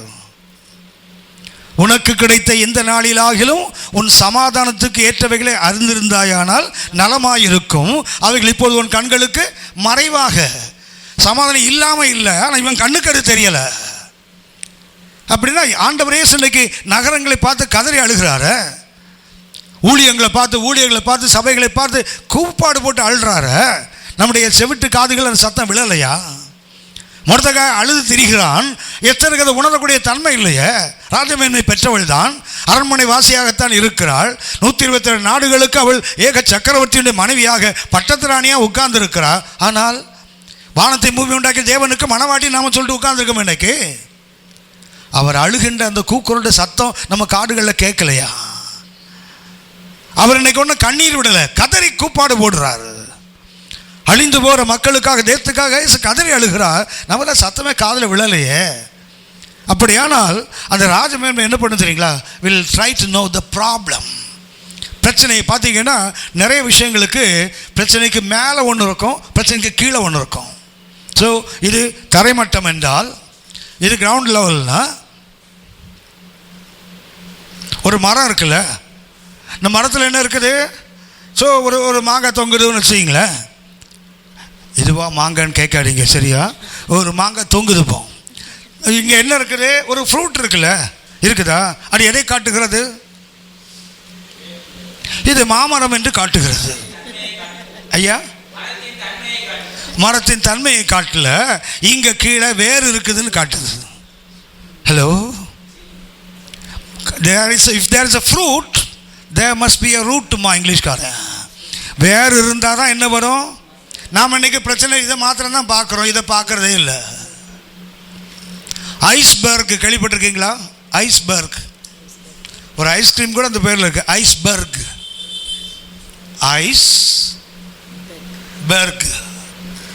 ஐஸ்பர்க் என்ன தெரியுங்களா? இது ஒரு கடல். இந்த கடலில் திடீர்னு கடல் ஐஸாக மாறிடும். மாறும்போது என்ன ஆகும் தெரியுங்களா? இவ்வளவு பெரிய ஐஸ்பர்க் தெரிகிறது 10% தான் மேலே தெரியும். தண்ணீருக்கு மேலே எவ்வளோ தெரியும்? 10%, 90% கீழே இருக்குது. ஸோ இங்கேருந்து ஒரு கப்பல் வருதுன்னு வச்சிங்களேன். இந்த கப்பல் வரும்போது இவ்வளவு தானேன்னு பார்த்து இப்படி தள்ளி போனாலும் இங்கே இடித்து உடஞ்சி போயிடும் கப்பல். ஹலோ, அவ்வளோ பெரிய என்ன கப்பல்? டைட்டானிக் கப்பல். அது மாத்திரம் கரெக்டாக நமக்கு தெரியும். டைட்டானிக் கப்பல் உடஞ்சி போச்சு. காரணம் என்ன தெரியுங்களா? ஐஸ்பர்க். ஐஸ்பர்க் தான். என்ன சொன்னால், இந்த கப்பலை யாரும் அசைக்க முடியாதுடா. அந்த கேப்டன் எதை பார்த்தாரு? மேலே உள்ள அந்த 10%, 90% கீழே இருக்க. மார்க் 7ஆம் அதிகாரத்தில் ஆண்டவர் இயேசுட்ட கொன்னை வாயுடைய ஒரு செவிடனை கூட்டு வருவாங்க. ஆண்டவர் இயேசு யாரை கூட்டு வராங்க? பேசனை திக்குவா பேசுகிறான். ஆனால் பிரச்சனை எங்கே இருக்குது? காதில் இருக்குது. அவன் ஏன் திக்கி பேசுகிறான்? காது கேட்கல, அதனால வாய் பேசலை. 2 பிரச்சனை. பார்க்கக்கூடிய ஒன்று, பேச முடியலை. பார்க்க முடியாத பிரச்சனை காது. இது ஃப்ரூட்டு, இது ரூட். ஏசு என்ன பண்ணுவார் தெரியுங்களா? வாயை தொடலை, உமிழ்ந்து காதை தான் தொடுவார். மாதிரி எதை தொட வேண்டும்? we must know the problem, the root of the problem. ராஜமேன்மை பற்றி என்ன பண்ணுவான் தெரியுங்களா? மேலோட்டமாக பார்த்து முடிவெடுக்க மாட்டான். என்ன பார்ப்பான்? வேற பார்ப்பான். ஆழத்தில் என்ன இருக்குது பிரச்சனை பார்த்துருக்கீங்களா? நம்ம அலோபதி மெடிசன் போனீங்கன்னா தலைவலிக்கு ஒரு மாத்திரை போட்டு உடனே நின்றோம். அதை நம்மால் வைத்துட்டு போங்க, 1.5 மாதம் ஆகும். ஏன்னா அவர் வேறலேருந்தே வருவார். அவர் என்ன பண்ணுவார்? ஒரு மருந்து கொடுத்து அது மெதுவாக வேலை செய்து நமக்கு பொறுமை இருக்காதுல்ல. நமக்கு கையில் காசு, வாயில் தோசை, டப்புன்னு வேலை முடியணும்ல. நமக்கு இன்றைக்கி என்ன? நமக்கு அந்த வேறு வரைக்கும் போகிற பொறுமை இல்லை. ராஜமேன்மை பெற்று என்ன பண்ணுவான் தெரியுங்களா? they will know the problem. ஆனால் அந்த எஸ்தருக்கு என்ன முடியலை பாருங்கள், அந்த பிரச்சனையை தெரிய முடியலை. மேலே கிழிஞ்ச சட்டையை பார்க்குறாளே தவிர ஏன் கிழித்தான் என்ற அவன் சட்டையாக கிழித்தான், இருதயத்தை அல்லவா கிழித்தான். யோவேல் சொன்னது போல உன் சஸ்திரங்களே இல்லை, உங்கள் இருதயங்களை கிழிங்க சொன்னால யோவேல். இன்றைக்கி எதை பார்க்க முடிந்தது நம்மளால்? மேலே போடுற சட்டை. ஜெர்மனில் ஒரு அம்மா இருக்காங்க, ஊழியம் செய்கிற அம்மா. அவருடைய கணவனும் நல்ல ஊழியக்காரர்கள். அவங்கள ஒரு முறை மீட் பண்ணும்போது சென்னையை சார்ந்தவர்கள். அவங்க ஊருக்கு வரும்போது சொன்னாங்க, அண்ணே அந்த சபை அந்த ஊரில் பார்த்தீங்கன்னா ஆராதனைக்கு வரும்போது அவங்க போடுற சட்டை, அவங்க போடுற உடையெல்லாம் பார்த்தா நமக்கு அந்த இன்னும் சாரி தான் கட்டுறாங்க. ஜெர்மனுக்கு போய் ரொம்ப நாள் ஆச்சு, சாரி தான் கட்டுறாங்க. ஆனால் அவங்க சொல்லுவாங்க, அங்கே உள்ள பெண்கள் போடுற சட்டையை பார்த்தீங்கன்னா நமக்கு ஒரு மாதிரி அருவருப்பாக இருக்குண்ணே, அப்படி தான் வருவாங்க. ஒரு பெண் தான். ஆனால் ஒன்ஸ் அவங்க ஆராதிக்க ஆரம்பித்தாங்கன்னா ஒருத்தர் முகத்தை பார்த்தீங்கன்னா ஏஞ்சல் மாதிரி இருக்கும் அந்த முகம். ஏன்னா உருவத்தில் நம்ம வித்தியாசத்தை பார்க்குறோம், ஆனால் அந்த உள்ளத்தில் அவங்க ஆண்டவருக்கு அர்ப்பணித்த அந்த தன்மை அவங்கள்ட்ட இருக்குது. நான் எத்தனையோ முறை ஆச்சரியப்பட்டிருக்கிறேன், சட்டையை எப்படி அசிங்கமாக போடுறாங்கன்னு யோசிப்பேன். ஆனால் அவங்க கர்த்தரை ஆராதிக்கும் போது அவங்கள்ட்ட அந்த அவலட்சணங்கள்லாம் காணாமல் போயிடும். எது தெரியும்? கர்த்தர் மேல் உள்ள அந்த அன்பு மாத்திரம் வெளிப்படும். நாம் இன்றைக்கி உருவத்தை தானே பார்க்குறோம். அதான் ஆண்டவர் சொன்னார். உதாரணமாக 1 சாமுவேல் 16ஆம் அதிகாரம் 7 பார்த்தீங்கன்னா சாமுவேல் சொல்றார், நீ முகத்தை பார்க்குற, நான் இருதயத்தை பார்க்குறேன்.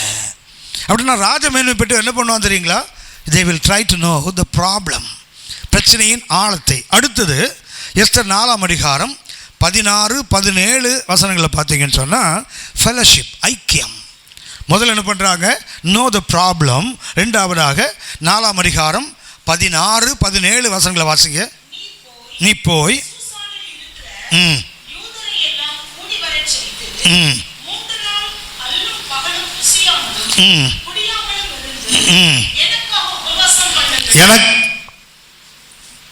எனக்காக உபவாசம் பண்ணுங்கள்.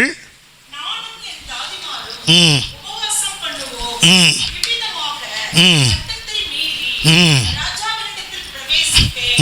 நான் செத்தாலும் சாகிறேன் என்று சொல்லச் சொன்னார். அப்ப இரண்டாவது என்ன தேடுகிறாள்? ஐக்கியம்,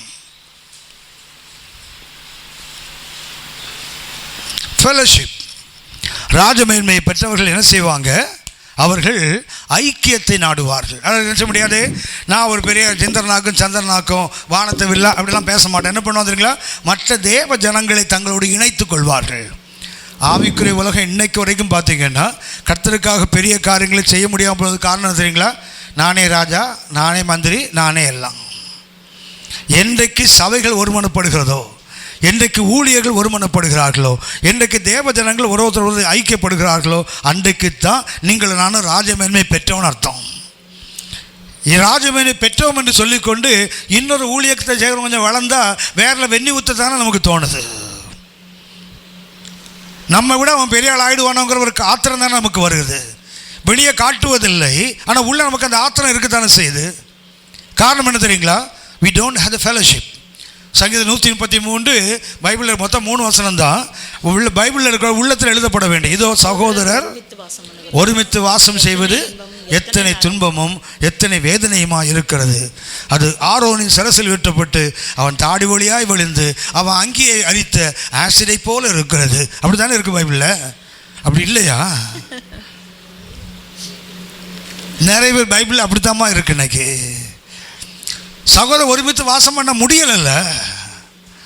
ஒரு ஊழியக்காரன் நம்ம ஒருமனப்படு பார்த்தீங்கன்னா மேலோட்டமாக பேசுகிறாங்களே தவிர அடிவெட்டு உள்ள வெட்டிக்கிட்டே தான் இருப்பாங்க.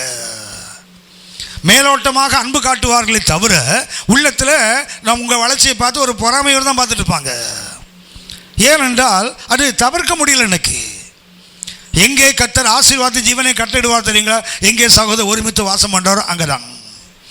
என்றைக்கு ஆவிக்குரிய சபைகள் ஒரு ஐக்கியப்பட்டு எழும்பி ஒன்றாக நிற்கிறதோ அன்றைக்கு இந்த உலகத்தை தானாக திருப்பிடலாம். நம்மளால் திருப்ப முடியும். ஏன் முடியல தெரியுங்களா? we don't have the fellowship. பேரளவில் தான் ஃபெலோஷிப்.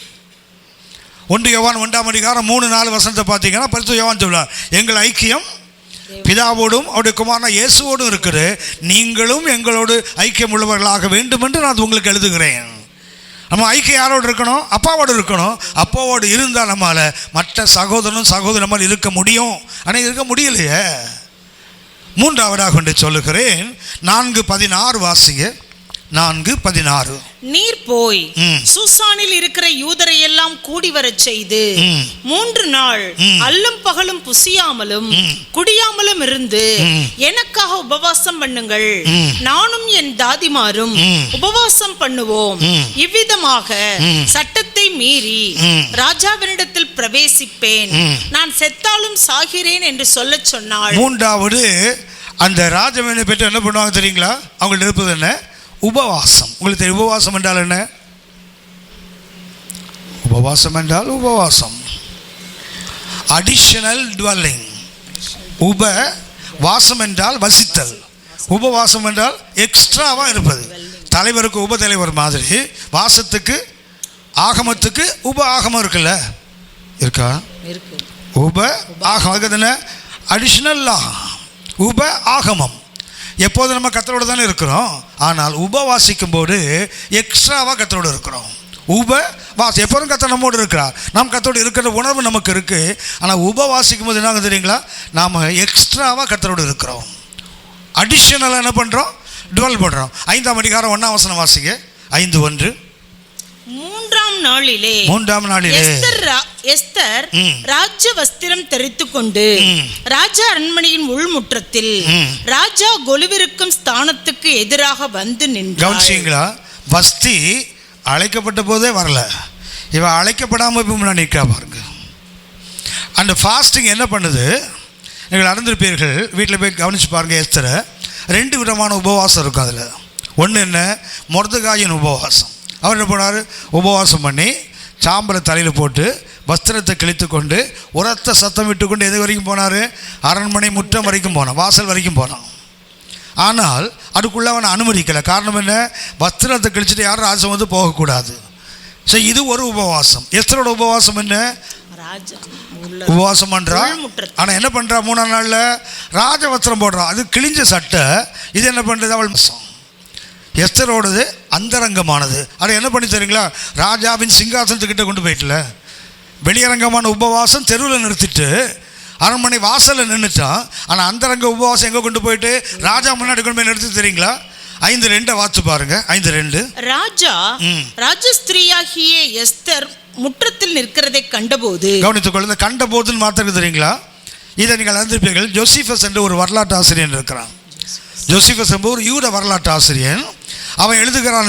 எழுதும்போது கண்டபோது தெரியுங்களா, அதாவது எஸ்தர் 3 நாள் ஃபாஸ்டிங் இருக்கிறா, ராஜவத்திரம் போட்டுட்டா, அவள் ராஜமுற்றத்துக்கு போகணும் தெரியுங்களா, நடக்கிறதுக்கு பலம் இல்லையா அவளுக்கு. 2 தாதிகள் அவளை தூக்கிட்டு போனாங்கன்னு எழுதுறான் ஜோசிஃபஸ். 2 தாதிகள் சைடில் என்ன பண்ணுறாங்களா, அவளை தாங்கி கொண்டு அப்படியே கைத்தாங்களாக கொண்டு போகிறாங்க. ராஜா அதை பார்க்குறான், பார்த்தோன்னு பொச்சங்கோல் நீட்டுகிறான். அப்படின்னா அந்த 3 நாள் உபவாசம் அவளை எந்த அளவுக்கு உருக்குலைத்திருக்குது பாருங்க. ராஜமேன்மை பெற்றவள் முதல்ல அவளுக்கு அந்த பிரச்சனை அறிகிற அறிவில்லை. ஆனால் எப்போது அவள் ஒரு ஐக்கியத்துக்குள்ளே போனாலோ மற்றும் ஜெபிக்க ஆரம்பித்தாலும் என்ன சரிங்களா, அந்த 3 நாள் யோசிச்சு பாருங்க. ஆண்டவர் இயேசு 40 நாள் உபவாசம் பண்ணி ஜெபம் பண்ணார்ல, பண்ணாரா? வேறு ரத்தமாக வந்ததா? வந்ததா? வரல. ஆனால் கெத்செமனில் 1 மணி நேரம் தான் ஜெபம் பண்ணார். வேறு அப்படின்னா எத்தனை நாள் என்பதல்ல, எவ்வளவு தீவிரமாக ஜெபிக்கிறோம். அதான் 40 நாள் உபவாசத்தில் ரத்தம் வரல வெளியே. ஆனால் இயேசு 1 மணி நேரம் என்னோட ஜெபிக்கக்கூடாது அப்படின்னு 1 மணி நேரம் ஜெபம் பண்ணியிருக்கார். அந்த 1 மணி நேரத்தில் ரத்த நாளங்கள்லாம் வெடித்து வேர்வை துவாரம் வழியாக ரத்தம் வருதுன்னு சொன்னால் எந்த அளவு அப்படின்னா எவ்வளவு குவான்டிடேட்டிவ் ப்ரேயர், எவ்வளவு குவாலிட்டி, எவ்வளவு தரம். அவள் என்ன பண்ணுறா, அந்த ஃபாஸ்டிங் என்ன பண்ணுது தெரியுங்களா, தேவனோடு தன்னை இணைத்து கொள்ள ஆரம்பித்த போது என்ன தெரியுங்களா, அவளால் நடக்கக்கூட முடியும். ராஜவஸ்திரம் போட்டிருக்கிறா. ஜோசிஃபஸ் வரலாற்றாசிரியர் எழுதுகிறான், 2 பெண்கள் கைத்தாங்களா அவளை கூப்பிட்டு போனாங்களாம் ராஜசமுதிரம் போகும்போது. ராஜா பார்த்தோன்னு செங்கோலை நீட்டுறான் பாருங்களேன். அந்த கண்டபோது என்பதற்கு ஜோசிஃபஸ் கொடுக்குற விளக்கம் அதுதான். அது உண்மையாக இருக்கலாம், இல்லாமல் போகலாம். ஆனால் அந்த 3 நாள் ஃபாஸ்டிங் என்ன பண்ணி தெரியுங்களா, அப்படின்னா ஏற்கனவே 127 நாடு பெண்களையும் இந்த ராஜா பார்த்துருக்கிறான். எல்லாருக்கும் எஸ்தருக்கு தான் அவன் கண்கள் என்ன கிடைத்தது, தயவு கிடைத்தது. அப்போது அவள் அலங்கரிக்கப்பட்டவள், இப்போது அவள் உருக்குலைந்தவள். 3 நாள் ஃபாஸ்டிங் இருந்து எப்படிப்பட்ட அவள் அழகெல்லாம் ரொம்ப தேஞ்சு சொல்ல போனால் ரொம்ப உடஞ்சி போய் தானே உட்காந்துருப்பா. அந்த அழகு ராஜாவை கவர்ந்து பாருங்க. அப்படி என்ன ராஜமேனி பற்றி என்ன பண்ணுவான் தெரியுங்களா, ராஜாவின் கண்களுக்கு அவள் எப்போ இருப்பா தெரியுங்களா, அப்போ நான் மிகுந்த அழகுள்ளவளாக தெரிகிறாள். என்ன பண்ணுறான், பொறுக்குதான் அவள் அழைக்கப்படாமலே போய் நிற்கிறா, நீட்டலாம் தெரியுங்களா. 4வது கடைசியாக என்று சொல்லுகிறேன், அவள்கிட்ட இருந்தது மன்றாட்டு ஜெபம். 7ஆம் அதிகாரம் 3-4 வசனத்தை வாசிங்க. 7ஆம் அதிகாரம். ராஜாத்தியாகிய எஸ்தர் பிரதியுத்தரமாக, ராஜாவே, உம்முடைய கண்களில் எனக்கு கிருபை கிடைத்து ராஜாவுக்கு சித்தமாயிருந்தால் என் வேண்டுதலுக்கு என் ஜீவனும் என் மன்றாட்டுக்கு என் ஜனங்களும் எனக்கு கட்டளையிடப்படுவதாக. எங்களை அழித்து கொன்று நிர்மூலமாக்கும்படி நானும் என் ஜனங்களும் விற்கப்பட்டோம், அடிமைகளாகவும் வெள்ளாட்டிகளாகவும். என்ன பண்ற 4ஆம் வசனம் வாசிச்சு பார்த்தீங்கன்னா, அவள் மன்றாடுகிறாள். யாருக்காக? தன் ஜனத்துக்காக என்ன பண்ணுறாங்க, மன்றாடுகிறாள். மன்றாடு என்ன தெரியுங்களா, வீட்டில் போய் இந்த 5ஆம் அதிகாரத்தை வாசிச்சு பார்த்தீங்கன்னா 7 வரைக்கும் முதல்ல அவள் விருந்துக்கு கூப்பிடுவான். வருவான் தெரியுங்களா, அவன் கேட்பான். அவள் கேட்காமலே சொல்லுவான், ராஜ்யத்தில் பாதி உனக்கு தரேன். அவள் என்ன ராஜ்யத்தை பாதியை கேட்கல, என்ன பண்ணுவதில்ல, இன்னும் ஒன்று வேணும், 2வது விருந்துக்கு மறுபடியும் வரணும். அந்த 1ஆம் அந்த விருந்துக்கு வந்து போன போது தான் என்ன பண்ண, தூக்கு மரம் செய்வான். 2ஆம் விருந்துக்கு வந்தபோது தான் அது முடிவில் ஆமான் தூக்கில் தொங்குவான். அவன் எடுத்த உடனே ஜெபத்துக்கு இன்டர்மேஷன் அந்த பண்டாடினாள். உடனே என்ன பண்ணல, ராஜா அந்த ஆமானை கொல்லுங்கன்னு சொல்லி தான் நடந்திருக்காது. அவன் என்ன பண்ணா, அவனை தனியாக அழைத்த போது அவனுக்கு பெருமை வந்துட்டு எப்படியும் நம்முடைய காரியம் சித்தியாக முடியும்னு சொல்லி தூக்கு மரத்தை செய்துட்டான். 2வது விருந்து கூப்பிட்டா தெரியுங்களா, அப்படி என்ன பண்ணிட்டான், நிலத்தெடு மாதிரி அவன் படுக்கையில் விழுந்தான். ராஜா அதை பார்த்தான். ராஜாவுக்கு முன்பாக ராஜஸ்ரீயை பலவந்தம் பண்ண முயற்சி பண்ணுறாயா, அவன் முகத்தை மூடுங்கன்னா அது கத்தனை அவனை கொண்டு போட்டுருவாங்க. அதோடு முடிஞ்சு போச்சுல்ல, அவள் அதோடு முடியலை. 8ஆம் அதிகாரம் 1ஆம் வசனத்தில் என்ன பண்ணுவா தெரியுங்களா, முதல் விருந்து அது முதல் ஜெபம் என்ன பண்ணிட்டு 2ஆம் விருந்துக்கு அழைத்தது. 2ஆம் விருந்து என்ன பண்ணி தெரியுங்களா, எதிரியை அழித்தது. அப்போதோடு நின்று விடலை, அவனால் அனுப்பப்பட்ட செய்தி போயிட்டே இருக்குல்ல, அவனால் அனுப்பப்பட்ட செய்தி அடை நிறுத்தணுமே. 8:1 பார்த்தீங்கன்னா அடை தான் கேட்பாவா. என்ன பண்ணுங்க, அந்த செய்தியை நிறுத்தணும். அப்போ என்ன பண்ணு, அதை விட வேகமாக ஓடுகிற செய்தியை அனுப்பு. அப்படின்னா ராஜமேன்மை என்ன செய்யும், இந்த நாளையும் செய்யும். ஒன்று என்ன செய்யும், அது பிரச்சனையின் அடி ஆழத்தை அறிந்து கொள்ளும். இரண்டாவதாக என்ன பண்ணாது, தேவ ஜனங்களோடு உண்மையான ஐக்கியம், போலி ஐக்கியங்கள் அல்ல. மூன்றாவது உபவாசம், தேவனோடு தன்னை இணைத்து கொள்ளுகிற அனுபவம். நான்காவதாக மண்டாடுகிற அனுபவம். எடுத்தவொடனே மண்டாடி இதை கூட அதை கூடன்னு கேட்காது, மாறா என்ன பண்ணு தெரியுங்களா, அது அடுத்தது அடுத்தது அடுத்தது என்ன பண்ணுது, படிப்படியாக அந்த பிரச்சனையின் தீவிரத்தை குறைத்து அந்த ஜனங்களை மேற்கொள்ள வைத்ததில்லை. ஜெபம் பண்ணலாமா? ஜெபிப்போம். இந்த ராஜமேன்மை என்பதில் நாம் 3 காரியங்களை அடிப்படையாக அறிய வேண்டும். ஒன்று, நாம் காலையில் கவனித்த முதலாவது என்ன, ராஜமேன்மை எப்படி கிடைத்தது. இரண்டாவது, ராஜமேன்மை பெற்றவங்க செய்த தவறை கவனித்தோம். என்ன பண்ணல, உணர்வற்ற ஒரு வாழ்க்கை வாழ்ந்தார்கள். மூணாவது, அந்த ராஜமேன்மை பெற்றவங்க என்ன செய்திருக்க வேண்டும், அவங்க செய்தது 4. சரியா? ஜெபிப்போமா? இந்த இயேசு கிறிஸ்து நேற்றும் இன்றும் மாறாதவன்னு கேள்விப்பட்டிருக்கீங்களா? ஹலோ, அது நீங்கள் தான். அந்த காலையில் அந்த இருந்த அந்த ஸ்டிஃபை அப்படி ராத்திரி வரைக்கும் விட்டுறவே கூடாது. சரியா? வீட்டுக்கு இப்படியே போங்க, போங்க. சரியா? நல்ல ஆளுங்கப்பா. ஜெபம் பண்ணலாமா? கைத்தட்டு கொடுத்துருவோமா? ஆமென். இந்த கடைசி காலத்தில் இப்படிப்பட்ட வாலிபர்கள் வசனத்தின் மேலே இவ்வளோ ஒரு தாகமாக இருக்கிற பார்க்கும் பொழுது ரொம்ப சந்தோஷமாக இருக்குது. ஆமென். ஆமாம், அதனால் உண்மையிலே நீங்கள்லாம் பாக்கியம் பெற்ற ஜனம்தான். காலையிலிருந்து உட்கார்ந்து எஸ்தர் ராஜாத்தியினுடைய அந்த ராஜ மேன்மையை பற்றி அறியவும், அந்த ஆழத்தை நீங்கள் நன்றாக புரிந்து கொள்ளவும் நல்ல ஒரு கிருபை உங்களுக்கு கிடச்சிருக்கு. ஆமென். பிரைஸ் எல்லாம் நான் அனலைஸ் பண்ணிட்டேன், செய்தியெல்லாம் அனலைஸ் பண்ணிட்டேன். காலையிலேருந்து என்ன பண்ணிங்கன்னா அப்படியே நான் நோட்ஸ் எடுத்துட்டேன் பாருங்கள். ரொம்ப சந்தோஷமாக இருக்குது. விலை மதிக்க முடியாத சத்தியத்தை கத்த நாம் எனக்கு கொடுத்துருக்கிறார். ஆமென். நீங்கள் என்னென்னா, நீங்கள் இப்படியே மூடி வச்சிட்டிங்கன்னா சத்தியமாலும் உங்களுக்கு ஒன்றுமே புரியாது. உண்மை. இன்னைக்கு ஐயா கொடுத்த செய்தி ஒவ்வொரு பாயிண்ட்டும் ஒவ்வொரு மெசேஜ் நாங்கள் எடுத்துருவோம். நீங்கள் திரும்ப போய் வீட்டில் உட்காந்து அசை போட்டு தியானம் பண்ணி பாருங்கள், நிறைய விஷயங்கள் கர்த்தர் உங்களோடையும் பேசுவார். ஆமென். இந்த காலத்தில் நாம் மௌனமாக இருந்தால் யூதருக்கு ரட்சிப்பு வேறு வழியாக வரும். அதனால் ஒரு பெரிய ஆத்தும பாரம் நமக்குள்ளே வரணும். கர்த்தருடைய நாம் மகிமை உண்டாகட்டும். நம்ம பட்டணத்தில் ஒரு பெரிய எழுப்புதல் வரணும்னா நம்முடைய இருதயத்தில் ஒரு எழுப்புதல் வந்தே ஆக வேண்டும். ஒரு தனிப்பட்ட ஒரு எஸ்தர் ராஜாத்திக்குள்ளே வந்த எழுப்புதல் தான் அத்தனை யூத ஜனங்களுக்கும் ஒரு பெரிய வெற்றியை கொண்டு வந்தது. அதனால் இன்றைக்கி நமக்குள்ளே வரணும். உங்கள் சொந்த பந்தங்கள், உங்களுடைய பிளட் ரிலேஷன் சொல்கிறாங்களே, அவங்கள கொண்டு வர்றதுக்கு முதல்ல உங்களுக்குள்ள எழுப்புதல் வரணும் பாருங்கள். மற்றவங்கள விடுங்களேன். அப்படி ஒவ்வொருவரும் இன்றைக்கு இந்த ராஜ மேன்மை அவளுக்கு மாத்திரமல்ல, கர்த்தர் நமக்கும் கிருபையாக கொடுத்துருக்கிறார். அப்போ ராஜ மேன்மை எப்படி நாம் பெற்றுக்கொண்டோம், அந்த ராஜ மேன்மையை பெற்றுக்கொண்டு இன்றைக்கு நம்ம எப்படி மௌனமாக இருக்கிறோம், இந்த ராஜ மேன்மையை பெற்றால் அந்த ராஜ மேன்மை என்ன செய்யும், ரொம்ப அழகாக ஆவியானவர் நம்ம கற்றுக் கொடுத்துருக்கிறார். அப்படி நம்ம ஒப்பு கொடுப்போமா? ஆண்டவருக்கு நல்ல கொடா கூடி நன்றி செலுத்துவோமா? நன்றி அப்பா, நன்றி அப்பா. இந்த மாலை நேரத்தில் ஆண்டவரே உமது நாமத்தை நாங்கள் ஒருமித்து மகிமைப்படுத்துகிறோம் அப்பா. வானம் பூமி ஒளிந்து போனாலும் என் வார்த்தைகள் ஒன்றாயிலும் ஒளிந்து போவதில்லை என்று வாக்குரைத்த தெய்வமே அப்பா, உம்முடைய வார்த்தைகள் கிடைத்தவுடன் அப்படியே உட்கொண்டேன் என்ற வசனத்தின்படி இந்த நாளில் இந்த ராஜ மேன்மையை குறித்து எஸ்தர் ராஜாத்தியின் மூலமாக நாங்கள் அறியும்படி, கற்றுக்கொள்ளும்படி, அந்த மகத்துவங்களை ஆண்டவரே நாங்கள் அறிந்து கொள்ள எங்கள் இருதயத்தை திறந்ததற்காக நாங்கள் நன்றி செலுத்துகிறோம். ஆண்டவரே, எங்களுக்கு ஆண்டவரே இந்த மேன்மையை கிருபையாய் நீர் எங்களுக்கு கொடுத்திருக்கிறீங்கப்பா. நாங்கள் பெற்றுக்கொண்ட இந்த ராஜ மேன்மை எதற்காக, இந்த ராஜ மேன்மை என்ன செய்யும் என்பதை இந்த எஸ்தர் ராஜாத்தின் வழியாக அறியும்படி ஆண்டவர் எங்களுக்கு ஒரு உணர்வுள்ள இருதயத்தை இப்பொழுது தந்ததற்காக நன்றி அப்பா.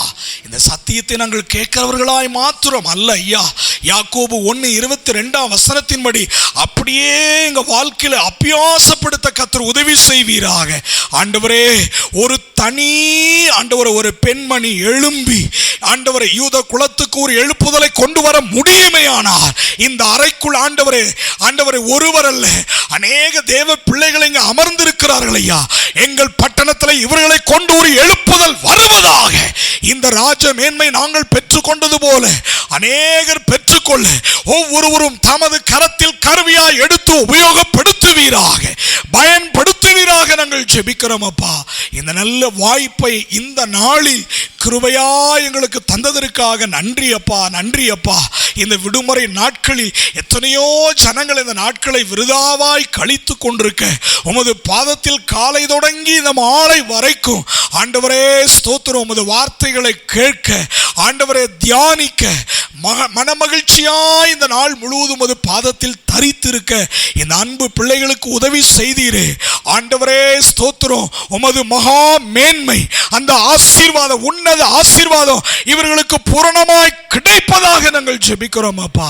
ஆசீர்வதியும். குறிப்பாக இந்த கூட்டத்தை ஆண்டவரே இந்த வெகு சீக்கிரத்தில் ஆண்டவரை துரிதமாய் ஏற்பாடு செய்த அருமையான எங்கள் அன்பு சகோதரர் மில்டனுக்காக நாங்கள் பாரத்தோடு ஜெபிக்கிறோம் அப்பா. இப்படிப்பட்ட வாலிபர்களை எங்கள் பட்டணத்தில் எழுப்புவீராக ஆண்டவரே, எழுப்புவீராக நாங்கள் ஜெபிக்கிறோம் அப்பா. அவருக்காக, அவருடைய மனைவிக்காக, பிள்ளைகளுக்காக நன்றியோடு உம்மை துதிக்கிறோம் ஆண்டவரை, துதிக்கிறோம் அப்பா. இந்த பட்டணத்தில் அவர்கள் உயர்ந்திருப்பார்களாக, ஒன்றிலும் குறைவில்லாதவர்களாக இருப்பார்களாக நாங்கள் ஜெபிக்கிறோம். மனதார கர்த்தர் அவர்களை ஆசீர்வதிங்கப்பா. விசேஷமாக ஆண்டவரே ஸ்தோத்திரையா, இந்த அறையை திறந்து கொடுத்து மிக நேர்த்தியாய் ஆண்டவரை கட்டியிருக்கிற அருமையான ஸ்தோத்திரையா, அருமையான ஐயாவுக்காக நாங்கள் ஜெபிக்கிறோம். அவர்களுடைய குடும்பத்தை ஆசீர்வதிப்பீராக. இந்த இடம் எப்பொழுதும் ஜெப வீடு எனப்படுவதாக ஆண்டவரே. அநேக ஜெப கருத்தரங்குகள் நடப்பதாக, அநேக வேத பாடங்கள் நடப்பதாக ஆண்டவரே ஆசீர்வதிங்கப்பா. விசேஷமா இந்த நாளிலும் எங்களுக்கு கர்த்தருடைய வார்த்தையை பகிர்ந்து கொடுத்த அன்பு தகப்பனாருக்காக நாங்கள் ஜெபிக்கிறோம் ஆண்டவர். அவளோடு எங்கள் அன்பு தாயார் இந்த நாளில் வரும்படி கிருபை செய்திட நன்றியப்பா ஆண்டவரே. எங்கள் தேசத்தின் பல பகுதிகளில் கொண்டு போய் அருமையான ஐயாவை பயன்படுத்தி வருவதற்காக நன்றி செலுத்துகிறோம் ஆண்டவரே. அவர்கள் செல்லும் இடங்களில் சபைகளில் ஒரு பெரிய எழுப்புதல், வசன புரட்சி உண்டாகிறது ஐயா. வசனத்தினுடைய ஒரு மகா மேன்மையை ஜனங்கள் அறிகிறார்கள் அப்பா. அதற்காக நன்றி ஆண்டவரே. அருமையான தகப்பனாருக்கு நல்ல தீர்க்காயுச கொடுங்க ஆண்டவரே, நல்ல பலத்தை கொடுங்க ஆண்டவரே. ஆண்டவரே, இன்னும் அவர்கள் எங்கெல்லாம் பிரயாணப்பட்டு போகிறார்களோ உம்முடைய கரம் அவரோடு கூட இருப்பதாக நாங்கள் ஜெபிக்கிறோம் ஐயா. கர்த்தாவே ஸ்தோத்திரம். தீர்க்கமான நல்ல வார்த்தைகளுக்காக ஸ்தோத்திரம் ஐயா. ஆசீர்வதிங்க. அருமையான அம்மாவுக்காக ஜெபிக்கிறோம். அப்படியே சரீர பலவீனத்தில் நம்முடைய பலன் பூரணமாய் விளங்குவதாக நாங்கள் ஜெபிக்கிறோம் அப்பா. பலப்படுத்துங்க ஆண்டவரே. இந்த நாளிலும் கர்த்தர் எங்கள் நடுவில் கொண்டு வந்து நீர் உபயோகப்படுத்தியதற்காக கொடா கோடி நன்றி பலிகளை எடுக்கிறோம் ஐயா. எல்லா மகிமையும் எல்லா கனமும் துதியும் உமக்கு ஒருவருக்கே நாங்கள் செலுத்துகிறோம் ஆண்டவரே. இங்க இருக்கிற யாவரும் மிகுந்த சமாதானத்தோடு மகிழ்ச்சியோடு இங்கிருந்து புறப்படுவார்களாக. எங்கள் எல்லாரையும் உமது அதிசீக்கிரமான வருகைக்கென்று எங்களை ஆயத்தப்படுத்தி தகுதிப்படுத்த வேண்டுமாய் எங்களுடைய சிரம் தாழ்த்தி உமது கரங்களில் சமர்ப்பிக்கின்றோம். இரட்சகர் இயேசு கிறிஸ்துவின் மூலம் கேட்கின்றோம் எங்கள் பரிசுத்தமுள்ள நல்ல பிதாவே, ஆமென். என் ஆத்துமாவே என் முழு உள்ளமே உடைய பரிசுத்த நாமத்தை ஸ்தோத்திரி. என் ஆத்துமாவே கர்த்தரை ஸ்தோத்திரி, அவர் செய்த சகல உபகாரங்களை மறவாதே, ஆமென். பிதாவாகிய தேவனுடைய அன்பும் கர்த்தராகிய இயேசு கிறிஸ்துவின் கிருபையும் பரிசுத்த ஆவியானுடைய தெய்வீக சமாதானமும் ஆறுதலும் இன்றும் என்றும் நம் அனைவரோடும் எப்பொழுதும் இருப்பதாக, ஆமென். அல்லேலூயா சொல்லுவோமா? அல்லேலூயா, அல்லேலூயா, அல்லேலூயா. ஒரு சின்ன அறிவிப்பு.